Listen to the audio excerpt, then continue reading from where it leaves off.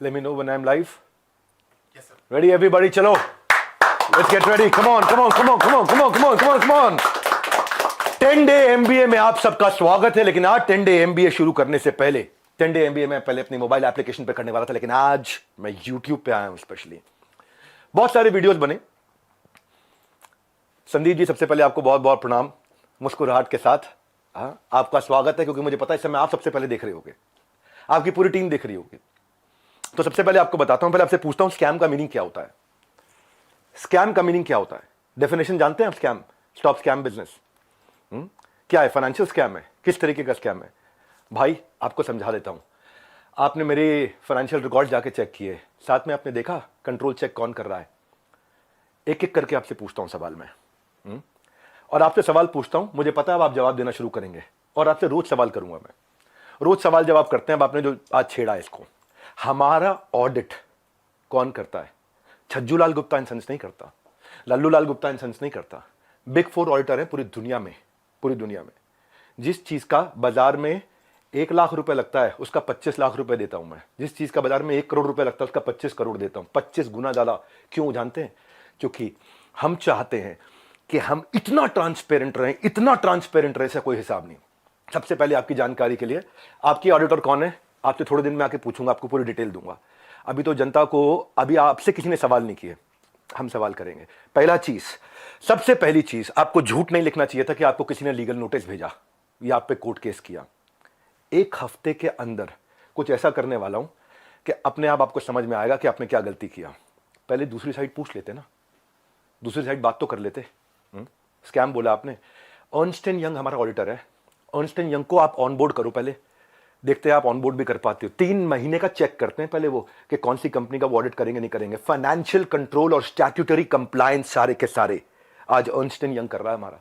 कितनी कंपनीज करती हैं, कितनी कंपनीज कराती हैं? बैलेंस शीट पे अगर कोई स्कैम हो तो वो स्पेशल नोट डाल देता ऑडिटर। आपने तो जाकर के चेक किया था हमारी balance sheet, auditor special note डाल देता है। सारी की सारी रिपोर्ट्स अगर क्लीन ना हो ना, आपको मालूम है कितने हर साल हमारे को जीएसटी के सर्टिफिकेट का अवार्ड मिलता है? लेस देन 1% बिजनेस को ये अवार्ड मिलते हैं देश के अंदर। आपने स्कैम बोला, कैसे बोला स्कैम आपने? 3 बच्चों से आपने बात किया, उनकी भी डिटेल अभी देता हूं, एक एक करके सब करता हूं। लेकिन जब आपको लोग रिस्पेक्ट करते हैं भाई, बहुत रिस्पेक्ट करते हैं, और मैं भी करता हूं, आज भी करता हूं।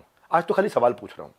अगर कोई रिस्पेक्ट कर रहा है तो आप उस रिस्पेक्ट का गलत फायदा उठा करके आज हमारे पूरे इकोसिस्टम के अगेंस्ट आपने किया। कितने लोग आज हमारे साथ में जुड़े हुए थे, उनका कितनों का नुकसान किया आपने। क्यों? थोड़ा मजा आया आपको? 2-2 लाख वीडियो चल रहे थे आपके बिजनेस कोचिंग वाले, बिजनेस मास्टरी वाले, चल नहीं रहे थे, तो आपने सोचा ये स्कैम कर दूं मैं। आपको पता है हमारा ड्यू डिलिजेंस कौन करता है? KPMG। आपका कौन करता है? मैं भी थोड़े दिन में बताऊंगा। एक एक करके सब चीजों को मैं बात करता हूं आपसे। आपको मैंने, किसी ने लीगल नोटिस नहीं भेजा था, खाली हमारे डायरेक्टर ने रिक्वेस्ट किया था कि 2 मिनट बात कर लें। मैंने आपकी टीम पर रिक्वेस्ट किया था कि 2 मिनट बात कर लें भाई, दूसरी साइड भी सुन लेना। आपने क्या नंबर्स ब्लॉक कर दिए? सारे नंबर्स ब्लॉक कर दिए। हाँ, सुनो भाई, आज रियल टाइम डैशबोर्ड ट्रांसपेरेंसी के हमारे सारे चैनल के हैं, जितने भी लोग हमारे साथ जुड़े हुए हैं, हजारों लोग, उनका पूरा पोर्टफोलियो का डैशबोर्ड, उनके सेल्स फनल के डैशबोर्ड, उनकी परफॉर्मेंस के डैशबोर्ड, उनके लीडर बोर्ड के डैशबोर्ड, उनके एफर्ट्स के डैशबोर्ड, उनकी एफिशिएंसी के डैशबोर्ड, सारे वन ऐप पे पब्लिकली अवेलेबल है। इतना ट्रांसपेरेंट है। क्या होता है स्कैम? कैसे आपने 1.5 घंटे के कंटेंट को 10 मिनट कर दिया और लीडिंग क्वेश्चंस पूछे वहां। दोस्त, आज सेल्स में हेल्प करने के लिए टीम को पर्सनल बॉट के सेल्स असिस्टेंट PSA बना के दिए हुए। आज प्रायोरिटी स्कोरिंग, लीड स्कोरिंग करा करके हम लोग देते हैं। इतना टेक्नोलॉजी पे काम किया, इतने लोग। मैं खाली कंटेंट बनाने पे और अपने प्रोडक्ट बनाने पे 200 करोड़ रुपए इन्वेस्ट किया। आपने बोला स्कैम है। आपको पहले पूछ लेना चाहिए था भाई। इतना सा कह रहा हूं आपसे, क्या दूसरी साइड नहीं पूछना चाहिए?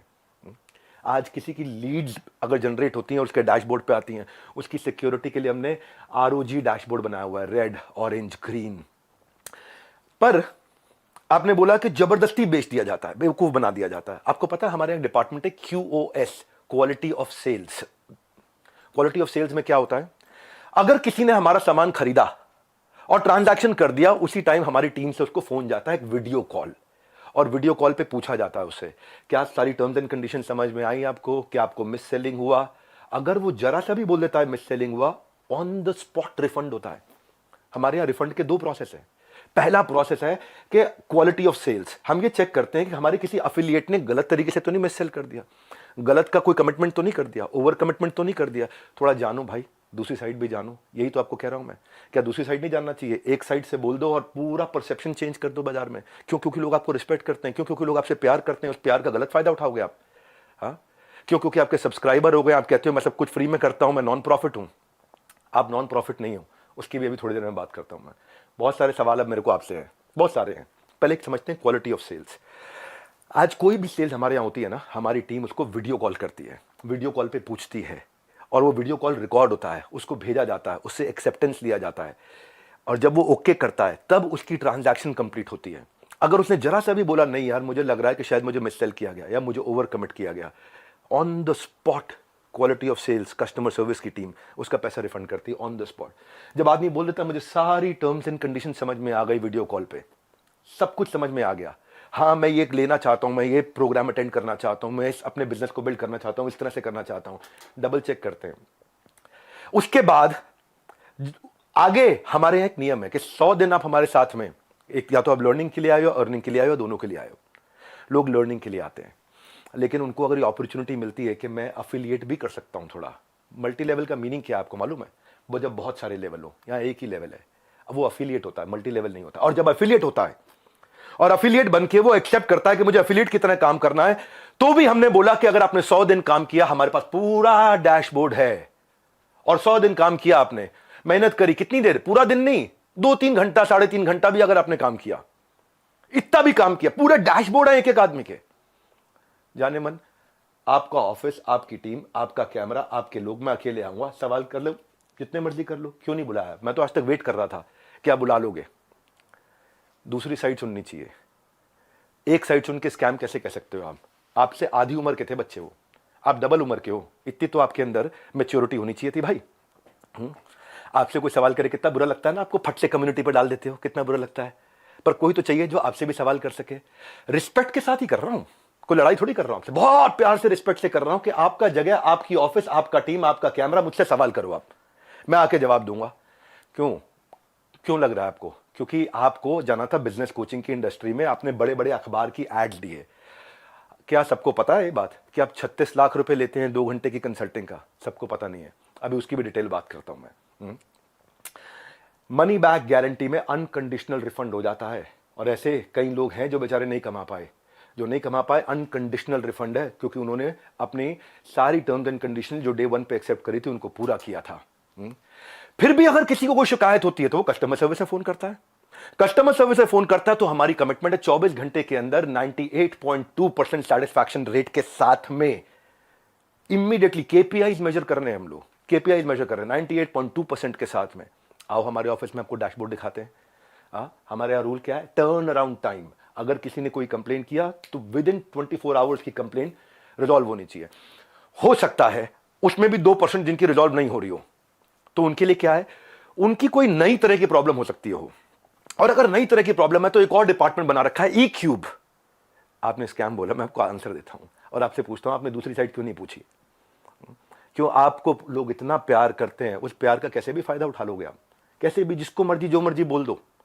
ई क्यूब सुनो, एम्पैथेटिक एग्जीक्यूशन फॉर एक्सेप्शन, ये हमारा एक अलग डिपार्टमेंट है कि एम्पैथेटिक मतलब एम्पैथी दिखाओ उस आदमी के प्रति, एग्जीक्यूशन में हेल्प करो जो एक्सेप्शनल प्रॉब्लम लेके आया। अगर मेरी 730 नियम कानून की किताब है और 731वीं समस्या आ गई तो नया प्रोसेस बना करके, नई पॉलिसी बना के इसकी प्रॉब्लम भी सॉल्व किया जाए। ये कस्टमर सर्विस के अलावा डिपार्टमेंट है। सैकड़ों लोग काम करते हैं भाई हमारे साथ में। कभी जिंदगी में तनख्वाह अगले महीने की 1 तारीख, 2 तारीख, 5 तारीख नहीं होती, 31 तारीख को तनख्वाह देते हैं। अगर 30 तारीख का महीना हो 30 तारीख को तनख्वाह देते हैं। अगर 30 तारीख को संडे हो तो 29 तारीख को तनख्वाह देते हैं। अगर 29 को 4th सैटरडे हो तो 28 तारीख को तनख्वाह देते हैं। अगर इस महीने में दिवाली है 23 तारीख को तो 22 तारीख को पूरे महीने की तनख्वाह देते हैं।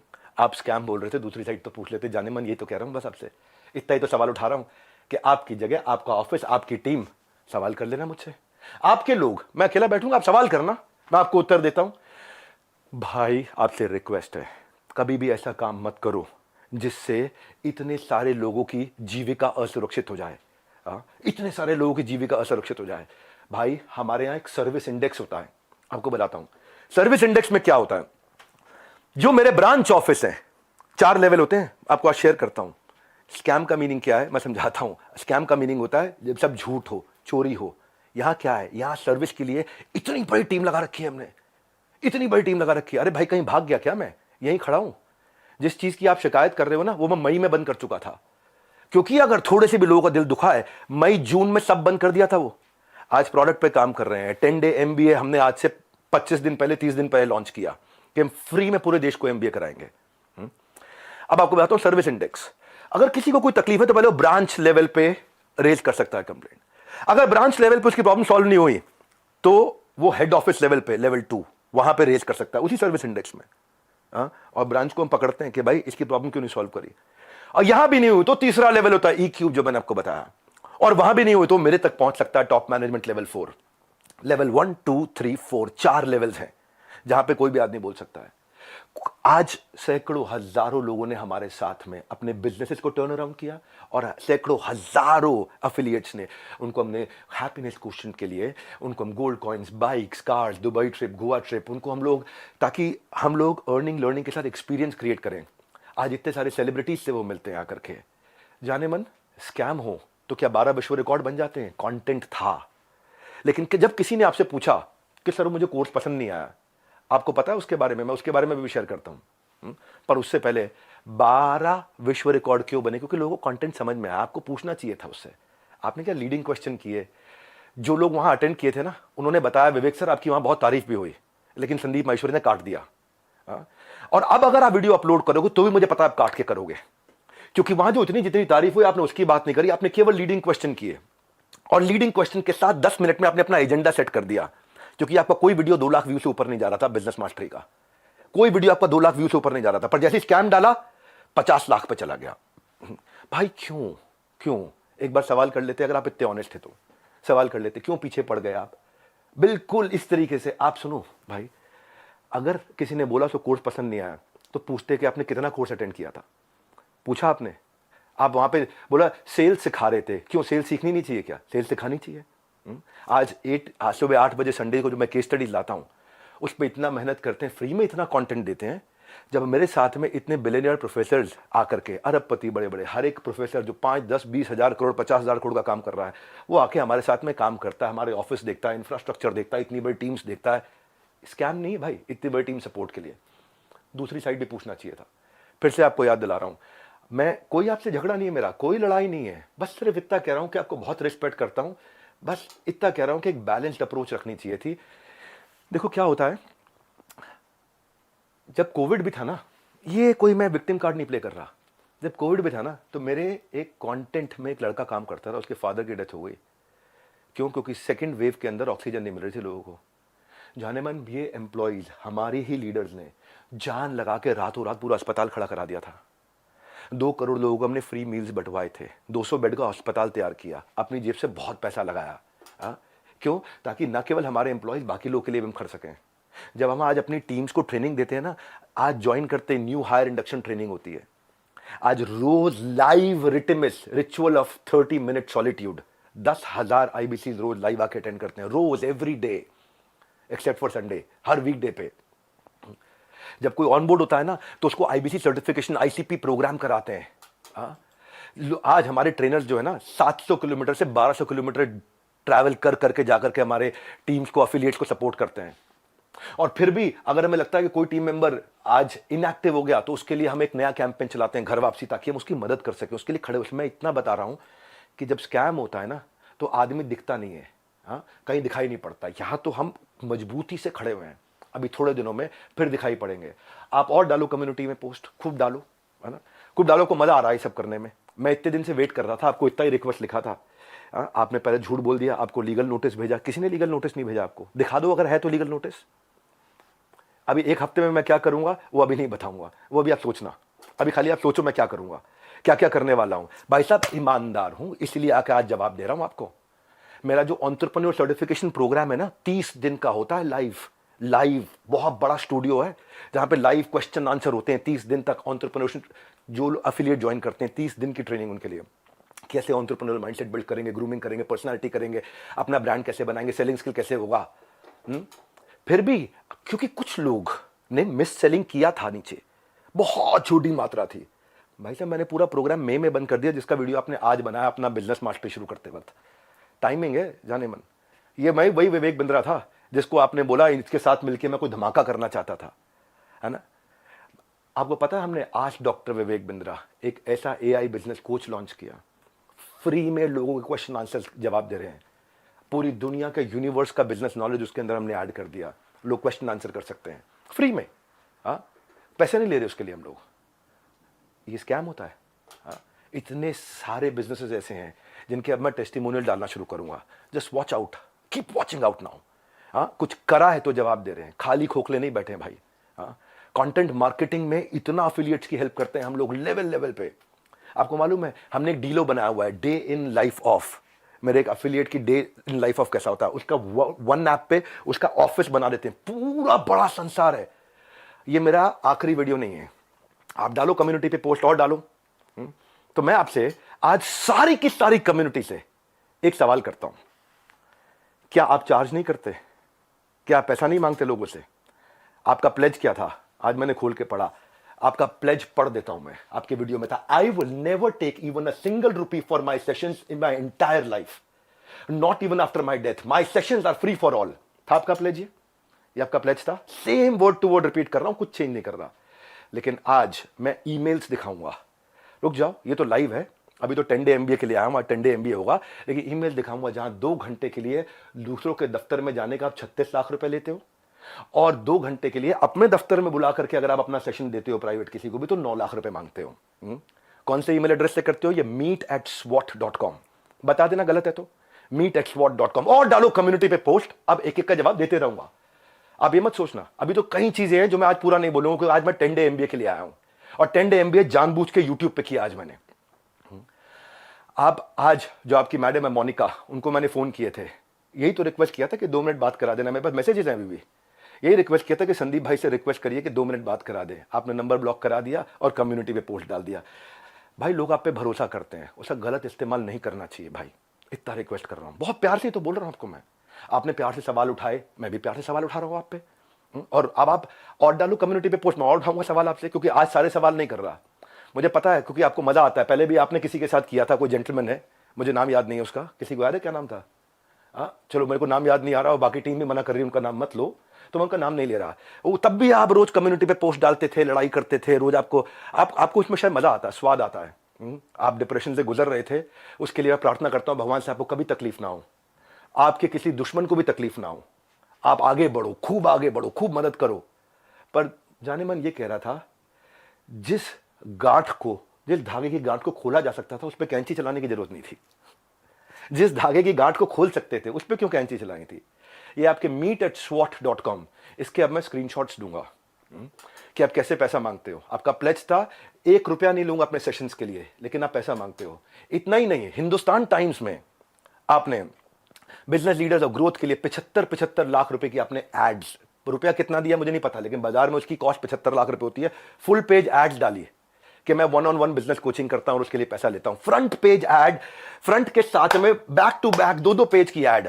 संदीप भाई पूछ तो सकते थे सामने वाले से, उन बच्चों से कि आपने कोर्स कितना अटेंड किया, क्या अटेंड किया। लेकिन आपने बोल दिया, भाई एक बात बताओ, हमारे तो आपने प्राइस बता दिया कि हम ये प्राइस लेते हैं 50,000 रुपए का कोर्स, पर आप भी तो भाई 50 रुपए की, 200 रुपए की फोटो का 20,000 रुपए, 50,000 रुपए, 1 लाख रुपए लेते हो।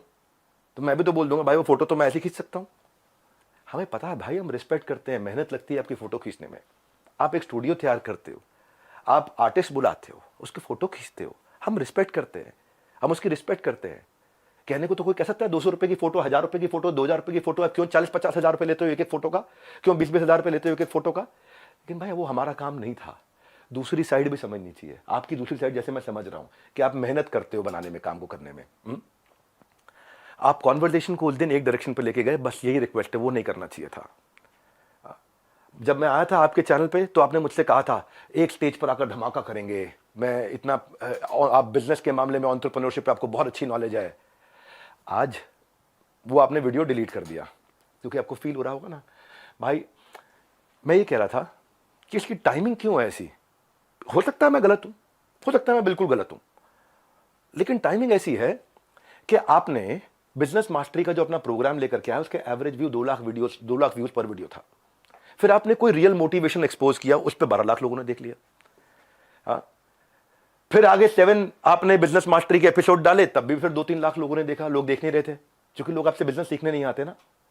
तब आपने अखबारों में ऐड डाली, मैं प्राइवेट सेशन करूंगा, मैं 36 लाख रुपए लूंगा, मैं 9 लाख रुपए मेरे यहां आ जाओ, 36 लाख रुपए मैं आपके यहां जाकर के लूंगा।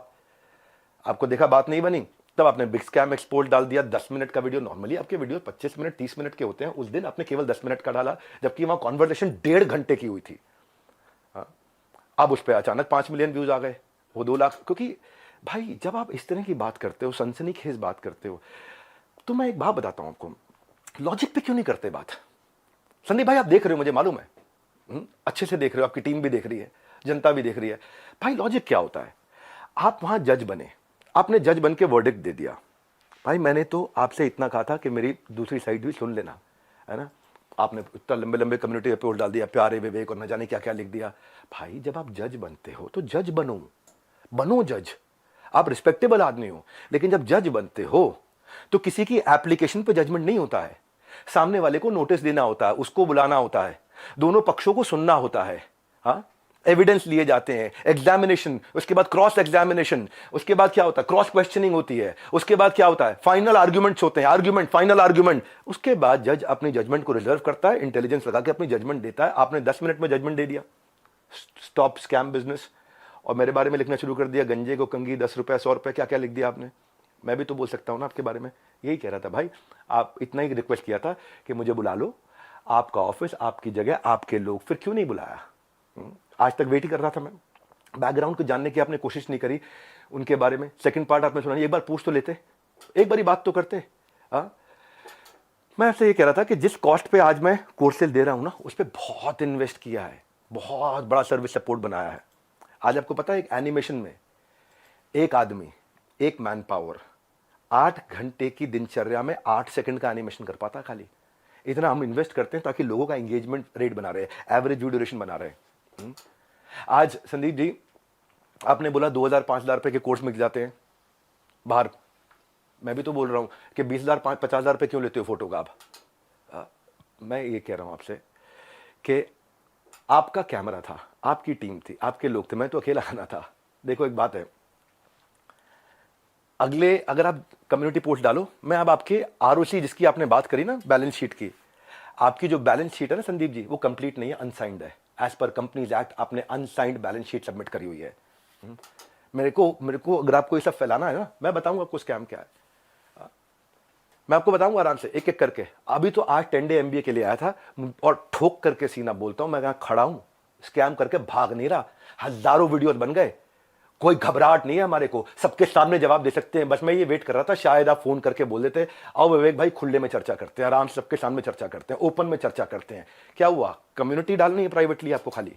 आपको पता है मनी बैक गारंटी मिल रही, टॉक टाइम, कंटेंट मार्केटिंग, हम क्या क्या क्या क्या क्या क्या सपोर्ट देते हैं, उसके एफिशिएंसी स्कोर, इफेक्टिवनेस के स्कोर।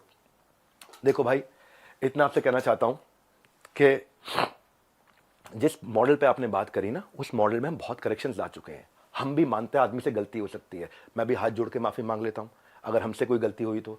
और जहां जहां गलती हुई है रोज हाथ जोड़ के माफी मांगने को तैयार हूं, पर हम बिलीव करते हैं गलती दोहरानी नहीं चाहिए। गलती करने में दिक्कत नहीं है, मुझसे भी हो सकती है, मैं कोई भगवान थोड़ी हूं, लेकिन गलती दोहरानी नहीं चाहिए। हमने उसी के लिए 10 डे MBA आज से 1 महीना पहले लॉन्च किया था, अनाउंस किया था, जो कि आज से शुरू कर रहा हूं। आज जानबूझ के YouTube पे आके किया, मेरी ऐप पे नहीं किया। आज जो मेरे सिस्टम पे इस समय अटैक हुआ, साइबर अटैक, ये साइबर अटैक बहुत बड़ा अटैक हुआ, हमारी वेबसाइट को हिलाया जा रहा है, ठीक है। हम उसकी भी कंप्लेंट्स कर चुके हैं, और बाई चांस जाने मन अगर उसके पीछे कहीं आप मिले, आप निकले, तो आप कम्युनिटी पे पोस्ट डालते रहना। अभी तो हमें पता नहीं है, इसलिए हम बोल नहीं रहे, हमारी आदत नहीं है ऐसी कि हम वर्डिक्ट दे दे। मैंने बताया ना, जज बनने में जज की जिम्मेदारी होती है, जज की एक जिम्मेदारी होती है। वो जज आपको भी इतना ही तो रिक्वेस्ट कर रहे हैं, जिम्मेदारी लेनी चाहिए थी आपको। बहरहाल आगे की बात है, 18 दिसंबर मैंने बोला था शाम 7:30 बजे पहली क्लास होगी। आज जिसने रजिस्टर किया और जिसने रजिस्टर नहीं किया, उनके लिए आज और कल तो मैं ओपन क्लास कर रहा हूं यहाँ पे, सबके लिए 10 डे MBA। कल की जरूर अटेंड करना, क्योंकि कल तो बहुत सारी केस स्टडीज देने वाला हूं 10 डे MBA में। मैं तीसरी और चौथी क्लास 25 और 26 तारीख को दूंगा, और उसके बाद सबकी डेट्स अनाउंस करते जाऊंगा, वो मेरी प्राइवेट ऐप पे होंगी। लेकिन आज सबके सामने आकर के बताना मेरे लिए जरूरी था। ये इसमें मैं आपको जवाब देने वाले सेक्शन रोक के रखूंगा और आगे 10 डे एमबीए में जो अमेजिंग कंटेंट आने वाला है वो सारा बाद में मैं प्राइवेट कर दूंगा। मैनुअल साथ में हमने दिया है और मैनुअल के लिए हमने साथ में लिंक दिया है, आपको नीचे लिंक दिया है। मैनुअल पेज वाइज पेज, बहुत अमेजिंग मैनुअल। संदीप भाई आप भी डाउनलोड करना, आप भी 10 डे एमबीए जरूर अटेंड करना, बहुत फायदा होगा, बहुत वैल्यू क्रिएट किया है। और इसके बाद भी अगर अभी भी कुछ लोग हैं जिनको लगता है उन्होंने 100 दिन हमारे साथ काम किया लेकिन उनको ग्रोथ नहीं हुआ, सक्सेस नहीं मिला, या लर्निंग के लिए ज्वाइन किया, कोर्सेज को देखा, अटेंड किया और बोला, असेसमेंट दिया और बोला पसंद नहीं आया, उनके लिए मैं ceo@badabusiness.com और care@badabusiness.com ईमेल एड्रेस दे रहा हूं। इन दोनों में से कोई भी एक चीज हुई कि आपने कोर्सेज अटेंड किए, असेसमेंट्स दिए लेकिन आपको पसंद नहीं आया, फायदा नहीं हुआ, या आप अफिलिएट बनने आए थे और आपने जो टर्म्स एंड कंडीशंस एक्सेप्ट करी हुई हैं, जो खुद एक्सेप्ट करी हुई हैं, उनको आपने फॉलो किया। भाई अगर कोई बच्चा स्कूल में ही नहीं आ रहा है, क्लास में ही नहीं आ रहा और बोले मेरी नौकरी लगवा दो 1 करोड़ के पैकेज की, तो भाई देखो ऐसी तो कोई मेरे पास ऐसा फॉर्मूला है नहीं, वो तो साफ बात है, ऐसा कोई फॉर्मूला नहीं है। थोड़ी मेहनत आप करोगे, पूरी जान हम लोग लगाएंगे, पूरी जान हम लोग लगाएंगे, डट के जान लगाएंगे भाई, तुक्के से नहीं पहुंचे यहां पे, तुक्के से नहीं पहुंचे। तो ये आज ये 12 विश्व रिकॉर्ड, 110 ऑफिस, सैकड़ों एम्प्लॉइज, ऑर्गेनाइजेशन मजबूत है, वापस खड़ा हूं 10 डे एमबीए के साथ में। और 10 डे एमबीए जिन्होंने रजिस्टर किया है, अच्छा 1 मिनट और लेता हूं भाई, वो जिनको आपने वहां खड़ा किया था उनका नाम याद है किसी को? Sonu, thank you. जिनको आपने खड़ा किया था सोनू, वो सोनू के आपको वीडियो यहां पे प्ले कर सकते हो क्या? पॉसिबल है? सोनू जिस दिन पहले हमारे एंटरप्रेन्योर लॉन्च पैड में ईएलपी इवेंट में आए थे, प्ले हो गया क्या? हे गाइस, नमस्कार, सत श्री अकाल, आदाब। मैं Sonu Kumar, business consultant doctor Virendra sir की टीम से, and now I become the बड़ा बिजनेस फ्रेंचाइजी। और मैं आप आज इसलिए बिलियनियर्स ब्लूप्रिंट प्रोग्राम ज्वाइन कर रहा था क्योंकि ना जो मैं पढ़ाई कर रहा था ना, तो मेरे को उसमें इंटरेस्ट नहीं आ रहा था, उसमें ना मेरे को प्रैक्टिकल नहीं दिख रहा था। जो मैं पढ़ाई कर रहा था, मैं सीए कर रहा हूँ, मेरे को जो मैं पढ़ाई कर रहा था उसमें मेरे को लिटरली इंटरेस्ट नहीं आ रहा था कि मतलब जो मैं पढ़ाई कर रहा हूँ उसमें प्रैक्टिकल चीज़ दिख नहीं रही थी। तो मैंने ना बिलियनर्स ब्लूप्रिंट प्रोग्राम की लॉन्चिंग जब देखी तो उसमें मैंने देखा कि जो लोग सिखा रहे हैं वो बिलियनर्स लोग हैं, मतलब प्रोफेसर जो बिलियनर्स प्रोफेसर हैं। और तो मैंने जब वो वीडियो देखी तो मेरे को क्लियर हो गया, हाँ मेरे को यही तो सीखना था मेरे को। मैंने वो जब देखा, हाँ यही मेरे को यही सीखना था मेरे को क्लियर हो गया वो देखने के बाद। फिर बात आई यहाँ पैसे की दिक्कत, ये दिक्कत वो दिक्कत। आप देखो नॉर्मल फैमिली, जैसे मैं बताऊँ पर्सनली, तो मेरा हम जो है एक लोअर मिडिल क्लास फैमिली, जैसे आप देख सकते हो मेरा ये वर्क स्टेशन है, जैसे मैं गीता पढ़ता हूँ ये सब चीज़ें, और ये मेरी मतलब ये कमरा जहाँ पर मैंने बैठ के पढ़ाई करी है, और ये एक चेयर है जिस पर मैंने बैठ के अपना पढ़ाई वगैरह करा है। ये सब ये दुकान वगैरह इसमें बैठ के मैंने पढ़ाई करी है, आप देख सकते हैं, दुकान वगैरह ये, और ये गीता वगैरह इसमें पढ़ता हूँ, ये पढ़ लेता हूँ मैं कभी जब टाइम मिलता है, और ये सब चीज़ें हैं। तो मतलब मेरी ऐसी मतलब जर्नी ऐसी रही 30 दिन की जर्नी, मतलब जहाँ पर बैठने ट्रेनिंग ली है। तो और विद इन 4 डेज मतलब 3 दिन की ट्रेनिंग होने के बाद ही 4 डेज़ के अंदर मेरी फर्स्ट सेल भी हो गई। जो लोग कहते हैं कि मतलब कैसे मतलब पैसा कि आएगा नहीं आएगा, ये आएगा वो नहीं आएगा, उसकी बता रहा हूँ मैं। Within 4 days first sale हो गई मेरी, देख सकते हो आप। और मैं अब टीम से क्वालिफाइड हूँ, टीम से मतलब द मिलियनेयर्स क्लब, जहाँ जिसमें देश के धुरंधर आएंगे 3 तारीख को। आ गया, स्विच हो गया। ये लाइव में करना थोड़ा मुश्किल होता है, क्या मैं दिखाई पड़ रहा हूँ सबको? लाइव में करना मुश्किल होता है, स्विच करके वीडियो दिखाया। संदीप जी ये वही आदमी है जो आपके यहाँ आया था, पर आपने क्या किया, दूसरी साइड नहीं पूछी। अभी आप कम्युनिटी पे पोस्ट डालो, मैं वापस आऊंगा, रेगुलर डालो, क्योंकि अब मेरी जिम्मेदारी बनती है। आप नहीं बुला रहे, आपको शायद कोई घबराहट थी मुझे अपने साथ बुला के वहां बैठाने में और वहां डायरेक्ट सवाल करने में। एक एक सवाल का जवाब दूंगा। फिलहाल के लिए 10 डे एमबीए शुरू करने जा रहा हूं। मैं जानता हूं बहुत देर हो गई, लगभग आधा घंटा होने वाला है। अब 10 डे एमबीए शुरू करने जा रहा हूं, 1.5 घंटे की पावरफुल क्लास, जिसके लिए आपको मैनुअल दिया है। मैनुअल को यहीं से डाउनलोड कर लो, मैनुअल के साथ साथ क्लास देखना, और उसके बाद जाने मन आकर के कमेंट बॉक्स में मुझे बता देना कि आपको कैसा लगा। ये एक बात और बोल रहा हूं, उसके बाद आकर के अगर हाँ आज भी किसी को तकलीफ बची है, माफी मांगने को तैयार हूं, पैसा सब आपको सपोर्ट करने को तैयार हूं। ceo@badabusiness.com, care@badabusiness.com पे ईमेल कर देना मुझे। और अगर आज की 10 डे एमबीए क्लास आपको पसंद आई तो सोचो 10 दिन में कितना सीखने को मिलेगा। लगातार इसका शेड्यूल आपको मिलता रहेगा। #10 डे एमबीए पे अपना फीडबैक और अपना एक्सपीरियंस जरूर शेयर कर देना। हमारे साथ जुड़े रहने के लिए, इस 10 डे एमबीए को ज्वाइन करके पूरा अटेंड करने के लिए आप सबका मुस्कुराहट के साथ, गर्दन झुका के, हाथ जोड़ के, हृदय की गहराइयों से प्रेम पूर्वक बहुत बहुत धन्यवाद।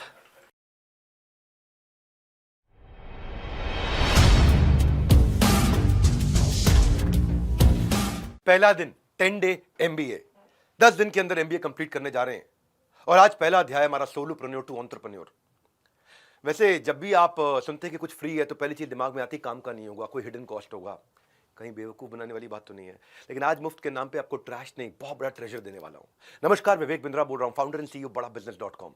ऐसे में मोटिवेशनल स्पीकर हूं, लोगों को प्रेरित करता हूं, लेकिन आज खुद प्रेरित हो रहा हूं। आप लोगों की प्रेजेंस, एनर्जी, हजारों हजारों लोग इकट्ठे हो गए हैं, तो आपके ट्रस्ट को इंटरेस्ट के साथ लौटाऊंगा इस 1.5 घंटे में, क्योंकि आज वो करने आया हूं जो ना किसी ने सोचा है, ना यहां तक कोई पहुंचा है। 10 डे एमबीए, और 10 डे एमबीए में 10 रुपए भी नहीं ले रहा मैं आपसे। इतनी लर्निंग दूंगा जो टॉप 10 मैनेजमेंट इंस्टीट्यूट भी कंबाइंड नहीं दे पाएंगे। मैं क्या करने वाला हूं इन 10 दिनों में, फटाफट समझ लीजिए। आज का दिन होगा how to start a startup, solopreneur की अकेले आदमी की जर्नी कैसे होती है। कल होगा मार्केट रिसर्च और प्रोडक्ट डेवलपमेंट। जब आप शुरू करने जा रहे हैं, धंधा बाजार में उतर रहे हैं, तो दूसरे दिन सीखेंगे पहले दिन अपने आप को तैयार कैसे करेंगे, मुझे क्या क्या करना है। तो पहले दिन मैं आगे पूरी जर्नी समझाऊंगा, आपकी 1000 दिन की जर्नी कैसी होगी। पर कल आपको मार्केट रिसर्च कैसे करोगे, एग्जैक्ट कस्टमर कौन है आपका, उसको कैसे समझोगे, प्रोडक्ट उसके लिए कैसे बनाओगे। तीसरे दिन अब इसको किस स्ट्रैटेजी के साथ लेके जाऊंगा, यह डे 3 आपका। डे 4 आएगा उसके बाद। अब स्ट्रैटेजी के साथ जब बाजार में उतर रहे हो तो उसको मार्केट कैसे करोगे, उसकी पोजिशनिंग क्या होगी, उसकी मार्केटिंग क्या होगी, उसकी प्राइसिंग क्या होगी। फिर आएगा डे 5। डे 5 में जब आप बाजार में उतरने वाले हो, सेल्स करने वाले हो, उससे पहले अपनी पर्सनालिटी और कम्युनिकेशन स्किल को कैसे ठीक करेंगे। पर्सनालिटी और कम्युनिकेशन को ठीक किया, यानी कि अब आप सेल्स के लिए तैयार हो गए, तो छठे दिन पूरा आपको सेल्स सिखाएंगे, सेल्स की सारी स्ट्रैटेजी देंगे। अब आप सेल्स करने उतर गए, पैसा आने लग गया, धंधा बढ़ने लग गया, तो आएगा 7वां दिन। उसमें क्या होगा, जब बिजनेस बढ़ रहा है, पैसा आ रहा है, सेल्स हो रही है, तो आपको और मैन पावर चाहिए, तो एचआर सिखाएंगे कि मैन पावर कैसे हायर करें, एंगेज करें, रिटेन करें, कैसे टैलेंट को एंगेज करें। 8वें दिन अब आपके पास मैन पावर भी आ गई है, माल भी बिक रहा है, धंधा भी बढ़ रहा है, तो अब इस ऑर्गेनाइजेशन की प्रोडक्टिविटी को कैसे मल्टीप्लाई करूं, क्योंकि माल बिकने लग गया है, टीम आ गई है, ऑर्गेनाइजेशन बढ़ रही है, तो प्रोडक्टिविटी कैसे मल्टीप्लाई करूं। यह 8वां दिन। और यह 8वां दिन जब आप प्रोडक्टिविटी सीख जाओ कैसे मल्टीप्लाई करें, तो अब आता है 9वां दिन के अब आपको एक्सपैंड करना है, नए शहर में जाना है, आपको एक्सपैंड करके डिस्ट्रीब्यूशन नेटवर्क, रिटेल चेन, आपको सीएनएफ, आपको फ्रेंचाइजी, आपको ऑपरेशंस, आपको एक्सपेंशन, बिजनेस ऑपरेशंस, वो सारी चीज 9वें दिन सिखाऊंगा। और 10वें दिन ये सब सीमलेस कैसे रहे, वो है एग्जीक्यूशन। तो 10वें दिन होंगे एग्जीक्यूशन फ्रेमवर्क के। 10 दिन के अंदर पूरी तरह से आपको बिजनेस के लिए रेडी कर दूंगा। 10 डे एमबीए, ये 10 दिन फ्री है, पर इसके आगे फी की हर डिग्री है।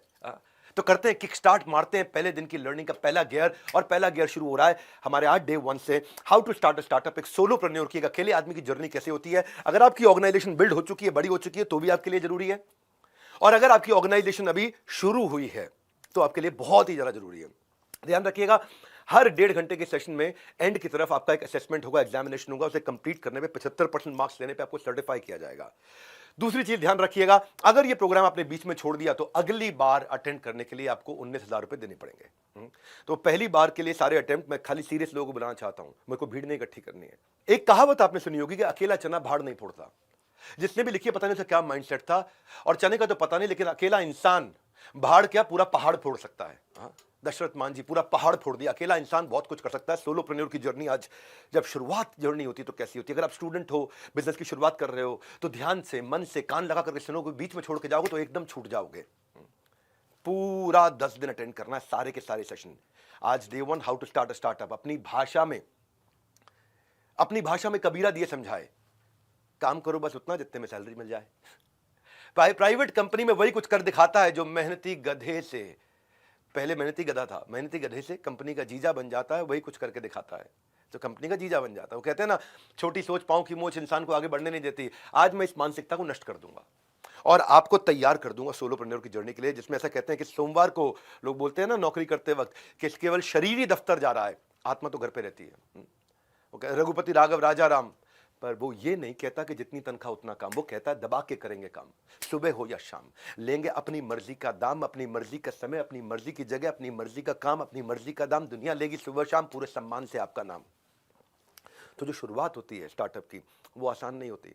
फ्रीलांस की तरह शुरू करते हो, अकेले शुरू करते हो, बड़ा अंडररेटेड प्रोफेशन है। लेकिन जो लोग वास्तव में फ्रीलांसर नहीं है, उनको लगता है कि फ्रीलांसर बेचारा बेरोजगार है, पर सच्चाई ये है कि स्टार्टअप एक बहुत ही स्ट्रेस का और लोनलीनेस का एक एक्सपीरियंस है, अकेलेपन का एक्सपीरियंस है।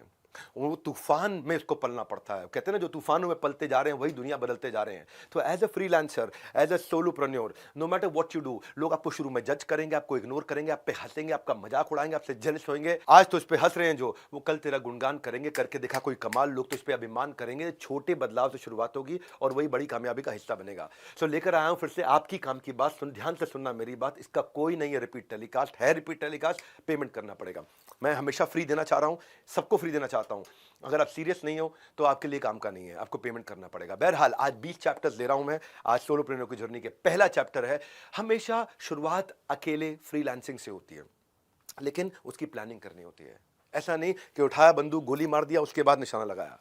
पहले रेडी होगा, फिर एम करेगा, उसके बाद शूट करेगा। लोग क्या करते हैं, शूट पहले करते हैं और एम बाद में लगाते हैं। 90% लोग ऐसे ही बाजार में उतर जाते हैं। तो मैं आपको मन का काम और मन के मुताबिक इनकम, ये पेयर बहुत रेयर है। ये पेयर बहुत रेयर है कि मन का काम भी हो और मन के मुताबिक इनकम भी हो। मेरे मन में क्या है और मेरी इनकम में क्या है, दोनों मिल जाए, ये बहुत रेयर पेयर है। तो अगर फ्रीलांसर बन के मन का काम ढूंढना है तो पहले अपने अंदर कुछ बातें ढूंढो। पहली चीज, मैं क्यों शुरू कर रहा हूं, अपना गोल पहचानो, चाहिए क्या मुझे, क्योंकि जो अपने लक्ष्य में खो गया वो सफल हो गया। तो फ्रीलांसिंग अकेले शुरू करना एक स्टेपिंग स्टोन है। 10 डे MBA, 10 दिन में मजा आने वाला है। बहुत डिटेल तक ले जाऊंगा, पूरी जर्नी 10 दिन में बिल्ड होगी। लक्ष्य जितना बड़ा होगा उतना बड़ा बलिदान चाहिए, जिद चाहिए, जुनून चाहिए, दृढ़ निश्चय का स्वाभिमान चाहिए। सो काम, अब इसमें जो मानसिकता मैं आज तोड़ रहा हूं, ये पहले अध्याय के पहले चैप्टर में, 20 चैप्टर में से, वो ये है कि जो ऐसी बिल्कुल रॉटन मानसिकता होती है ना कि काम करो या ना करो, काम की फिक्र करो, और फिक्र करो या ना करो पर बॉस के आगे उसका जिक्र करो, जो काम करे उसकी उंगली करो, जो काम ना करे उसकी चुगली करो। इस मानसिकता को तोड़ के शुरुआत कहां से करोगे आप अपने सपने और अपनी रियलिटी का मैच करोगे। आपकी एस्पिरेशन और आपका एक्शन, मुझे जाना यहां है तो उस दिशा का वेक्टर को डिसाइड करोगे, उस दिशा को तैयार करोगे। आप जब सपना देखोगे ना, मुश्किलें हजार आएंगी, लेकिन बहुत खूबसूरत वो दिन होगा जब कामयाबी शोर मचाएगी। दूसरी चीज ये देखो कि मेरी स्ट्रेंथ कहां पे है। अगर आप कहीं फुल टाइम नौकरी कर रहे हो, कुछ भी कर रहे हो, एक थोड़ा समय निकाल करके चेक करो कि मुझे कौन से स्किल को अपग्रेड करना है, और जो स्किल मेरा अच्छा है, जिसके लिए मुझे बाजार में प्राइस मिल सकता है। हर स्किल का प्राइस नहीं मिलता, और जिसका प्राइस मिलता है कई बार मेरे पास वो स्किल नहीं होता। हाँ, तो कहाँ जाना है आपको स्किल बिल्डिंग के लिए, आपको किसके पांव छूने हैं, कहां सर झुकाना है, ये हुनर आपके अंदर आ जाए तभी आपका जमाना है। ज्ञान प्राप्त करने के लिए किसके पास जाना है, इसको थोड़ा सा समझना है। जब आप बाजार में उतरोगे तो शुरुआत में जब आप करते हो, आपके पास टाइम लिमिटेड है, टीम नहीं है आपके पास, टेक्नोलॉजी नहीं है आपके पास, ट्रेनिंग नहीं है आपके पास। तो शुरुआत में आपको समझना चाहिए, जब अगर आप प्राइस घटा रहे हो तो कस्टमर बढ़ाना है, प्राइस बढ़ा रहे हो तो कस्टमर घटाना है। दोनों में क्या करना है, टाइम बड़ा लिमिटेड है, इसको कैसे लेके जाना है। तो शुरुआत में अपने लिए लिस्ट बना लो 2 साइड की। एक साइड जो स्किल आपके पास है और आपको बहुत पसंद भी है, और एक साइड जो स्किल आपके पास है लेकिन आपको पसंद नहीं, आप एंजॉय नहीं करते, उसको यूज ही नहीं करते। एक थोड़ा सा अपने आप को पहचानना है, इस समय थोड़ा इंट्रोस्पेक्शन का टाइम है। कई बार क्या होता है, जो बेस्ट पेइंग स्किल है, जिसके लिए बाजार में बहुत पैसा मिलता है, वो कई बार आपको पसंद नहीं होता इतना। तो पहले पहचानो कि आपका टॉप स्किल कैसे, कौन सा है। अच्छा, पहचानेंगे कैसे, आपको पहचानने का तरीका बताता हूं। आप बोलो मैं तो नया हूं, मुझे पता ही नहीं मेरे पास क्या स्किल है। याद करो कि कौन से काम को करने में आपको बहुत मजा आया था। आपने या तो उसको बहुत तेज किया, बहुत एफिशिएंसी के साथ किया, या कोई बड़ी अचीवमेंट निकाल दिया अपने उस काम में। याद करो, जरूरी नहीं आपको उसका पैसा मिला था उस दिन, पर उस काम को करते हुए क्या कुछ पैसा बचाया था आपने, कमाया नहीं पूछ रहा हूं, कुछ अपने खर्चा घटा दिया था, उस काम को इतने बढ़िया से कर दिया। या बाई चांस आपने कहीं छोटी सी कोई कमाई भी कर ली उसके कारण, या कोई ऐसा आपके साथ हुआ कि आपको नए कस्टमर अचानक मिलने लग गए कि भाई मैं आपके साथ काम करना चाहता हूं, या आपने कोई नया बाजार ढूंढ लिया था, या कोई आपने वोट्स जीत लिए थे, या कोई अवार्ड जीत लिया था। कोई ऐसा काम, कोई ऐसी चीज जो आपको याद आ रही है आपके एक्सपीरियंस में, वहां से हम शुरुआत कर रहे हैं। क्या आपने ऐसा किया कि सब कुछ आपके अगेंस्ट था लेकिन फिर भी आपने डिलीवर कर दिया, कोई ऐसी चीज याद करो। क्या इसने कुछ ऐसा, आपने कोई ऐसा रिजल्ट कभी प्रोड्यूस किया है कि सब कुछ मेसी था, खराब था, सड़ा हुआ था, लेकिन सब मिस्टेक्स हो रही थी पर आपने लाके ठीक कर दिया उसको। कोई ऐसा दिन याद आ रहा है आपको? वहां से शुरुआत करते हैं। आपको देखो क्या चीज आपको पढ़ने देखने में बहुत अच्छा लगता है, इंस्टाग्राम में क्या चीज देखने में पसंद आता है, यूट्यूब पे वो कहते हैं कि परिंदों को मंजिल मिलेगी यकीनन, ये फैले हुए उनके पर बोलते हैं। अक्सर वो लोग खामोश रहते हैं जमाने में जिनके हुनर बोलते हैं।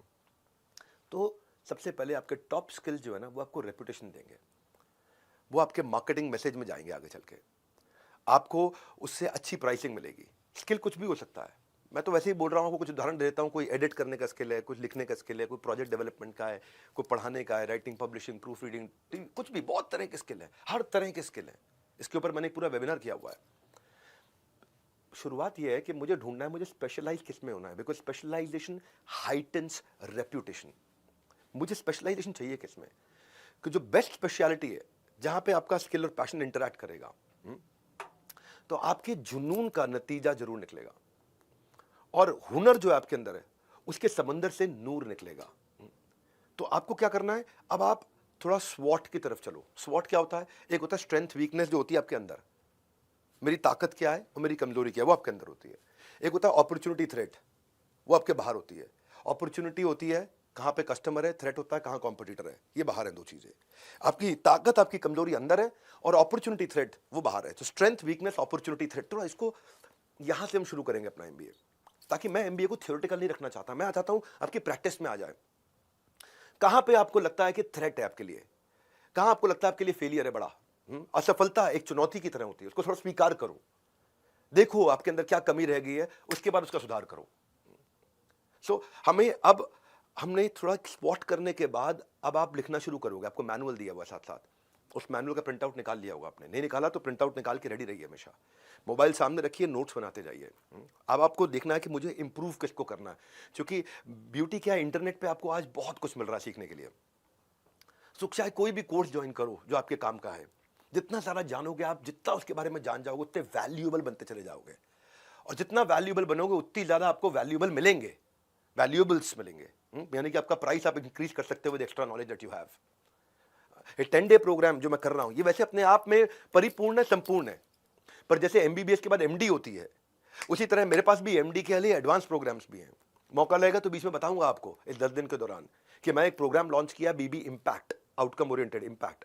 तो जो स्पेशलाइजेशन करना चाहते हैं, ये फ्री में 10 डे एमबी सारे करें, इसमें कोई कॉस्ट नहीं है, कोई हिडन कॉस्ट नहीं है, कुछ नहीं देना आपको।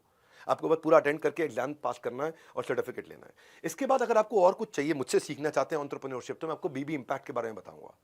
चलता हूं दूसरे अध्याय पे। अब आपने आइडेंटिफाई किया अगर कि मैं क्या करने वाला हूं, तो अब आपको एक छोटे ऑफिस की तैयारी करनी है।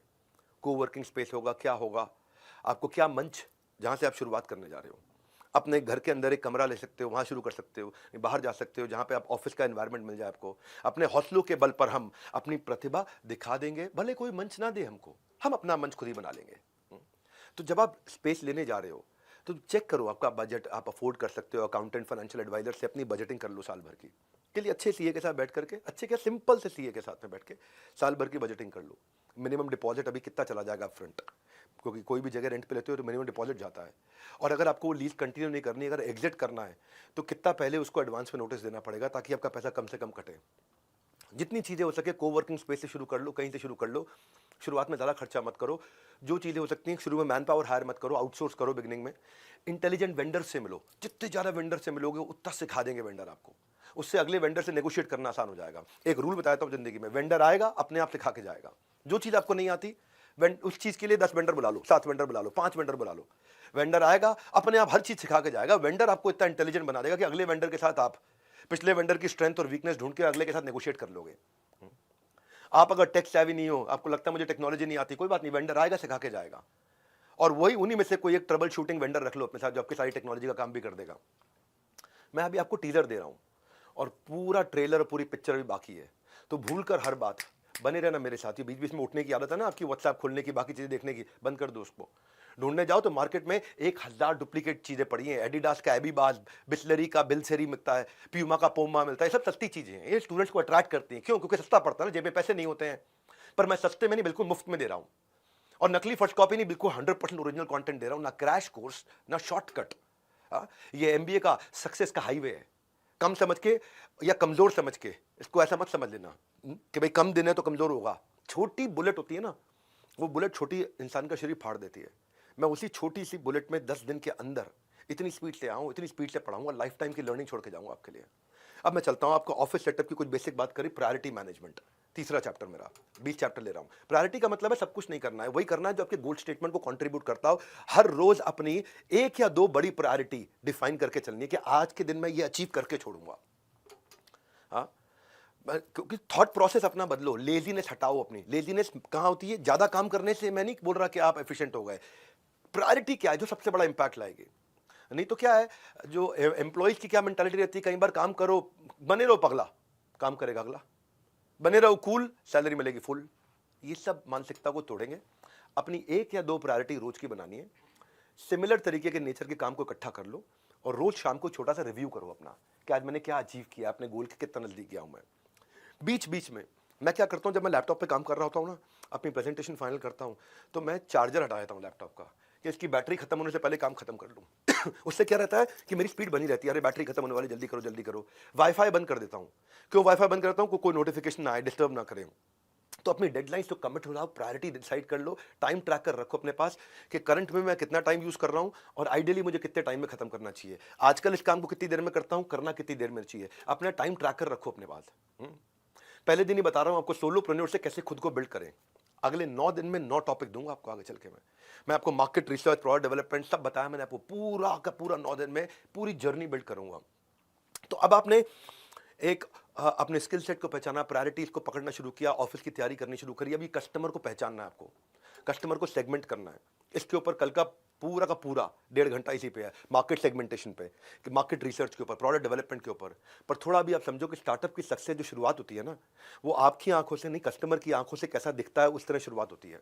आपको कैसा दिखता है उस पर निर्भर नहीं करता, कस्टमर को कैसा दिखता है उस पर निर्भर करता है। उसके पर्सपेक्टिव से देखना पड़ता है। वो एंड यूजर जो है वो कैसे अप्लाई करेगा आपके प्रोडक्ट को, वो इस्तेमाल कैसे करेगा, उसको कहाँ कहाँ फायदा होगा, कहाँ कहाँ फंस सकता है। वो आपकी मार्केट की कैरेक्टरिस्टिक्स पहचानने हैं आपको। ये है मार्केट रिसर्च।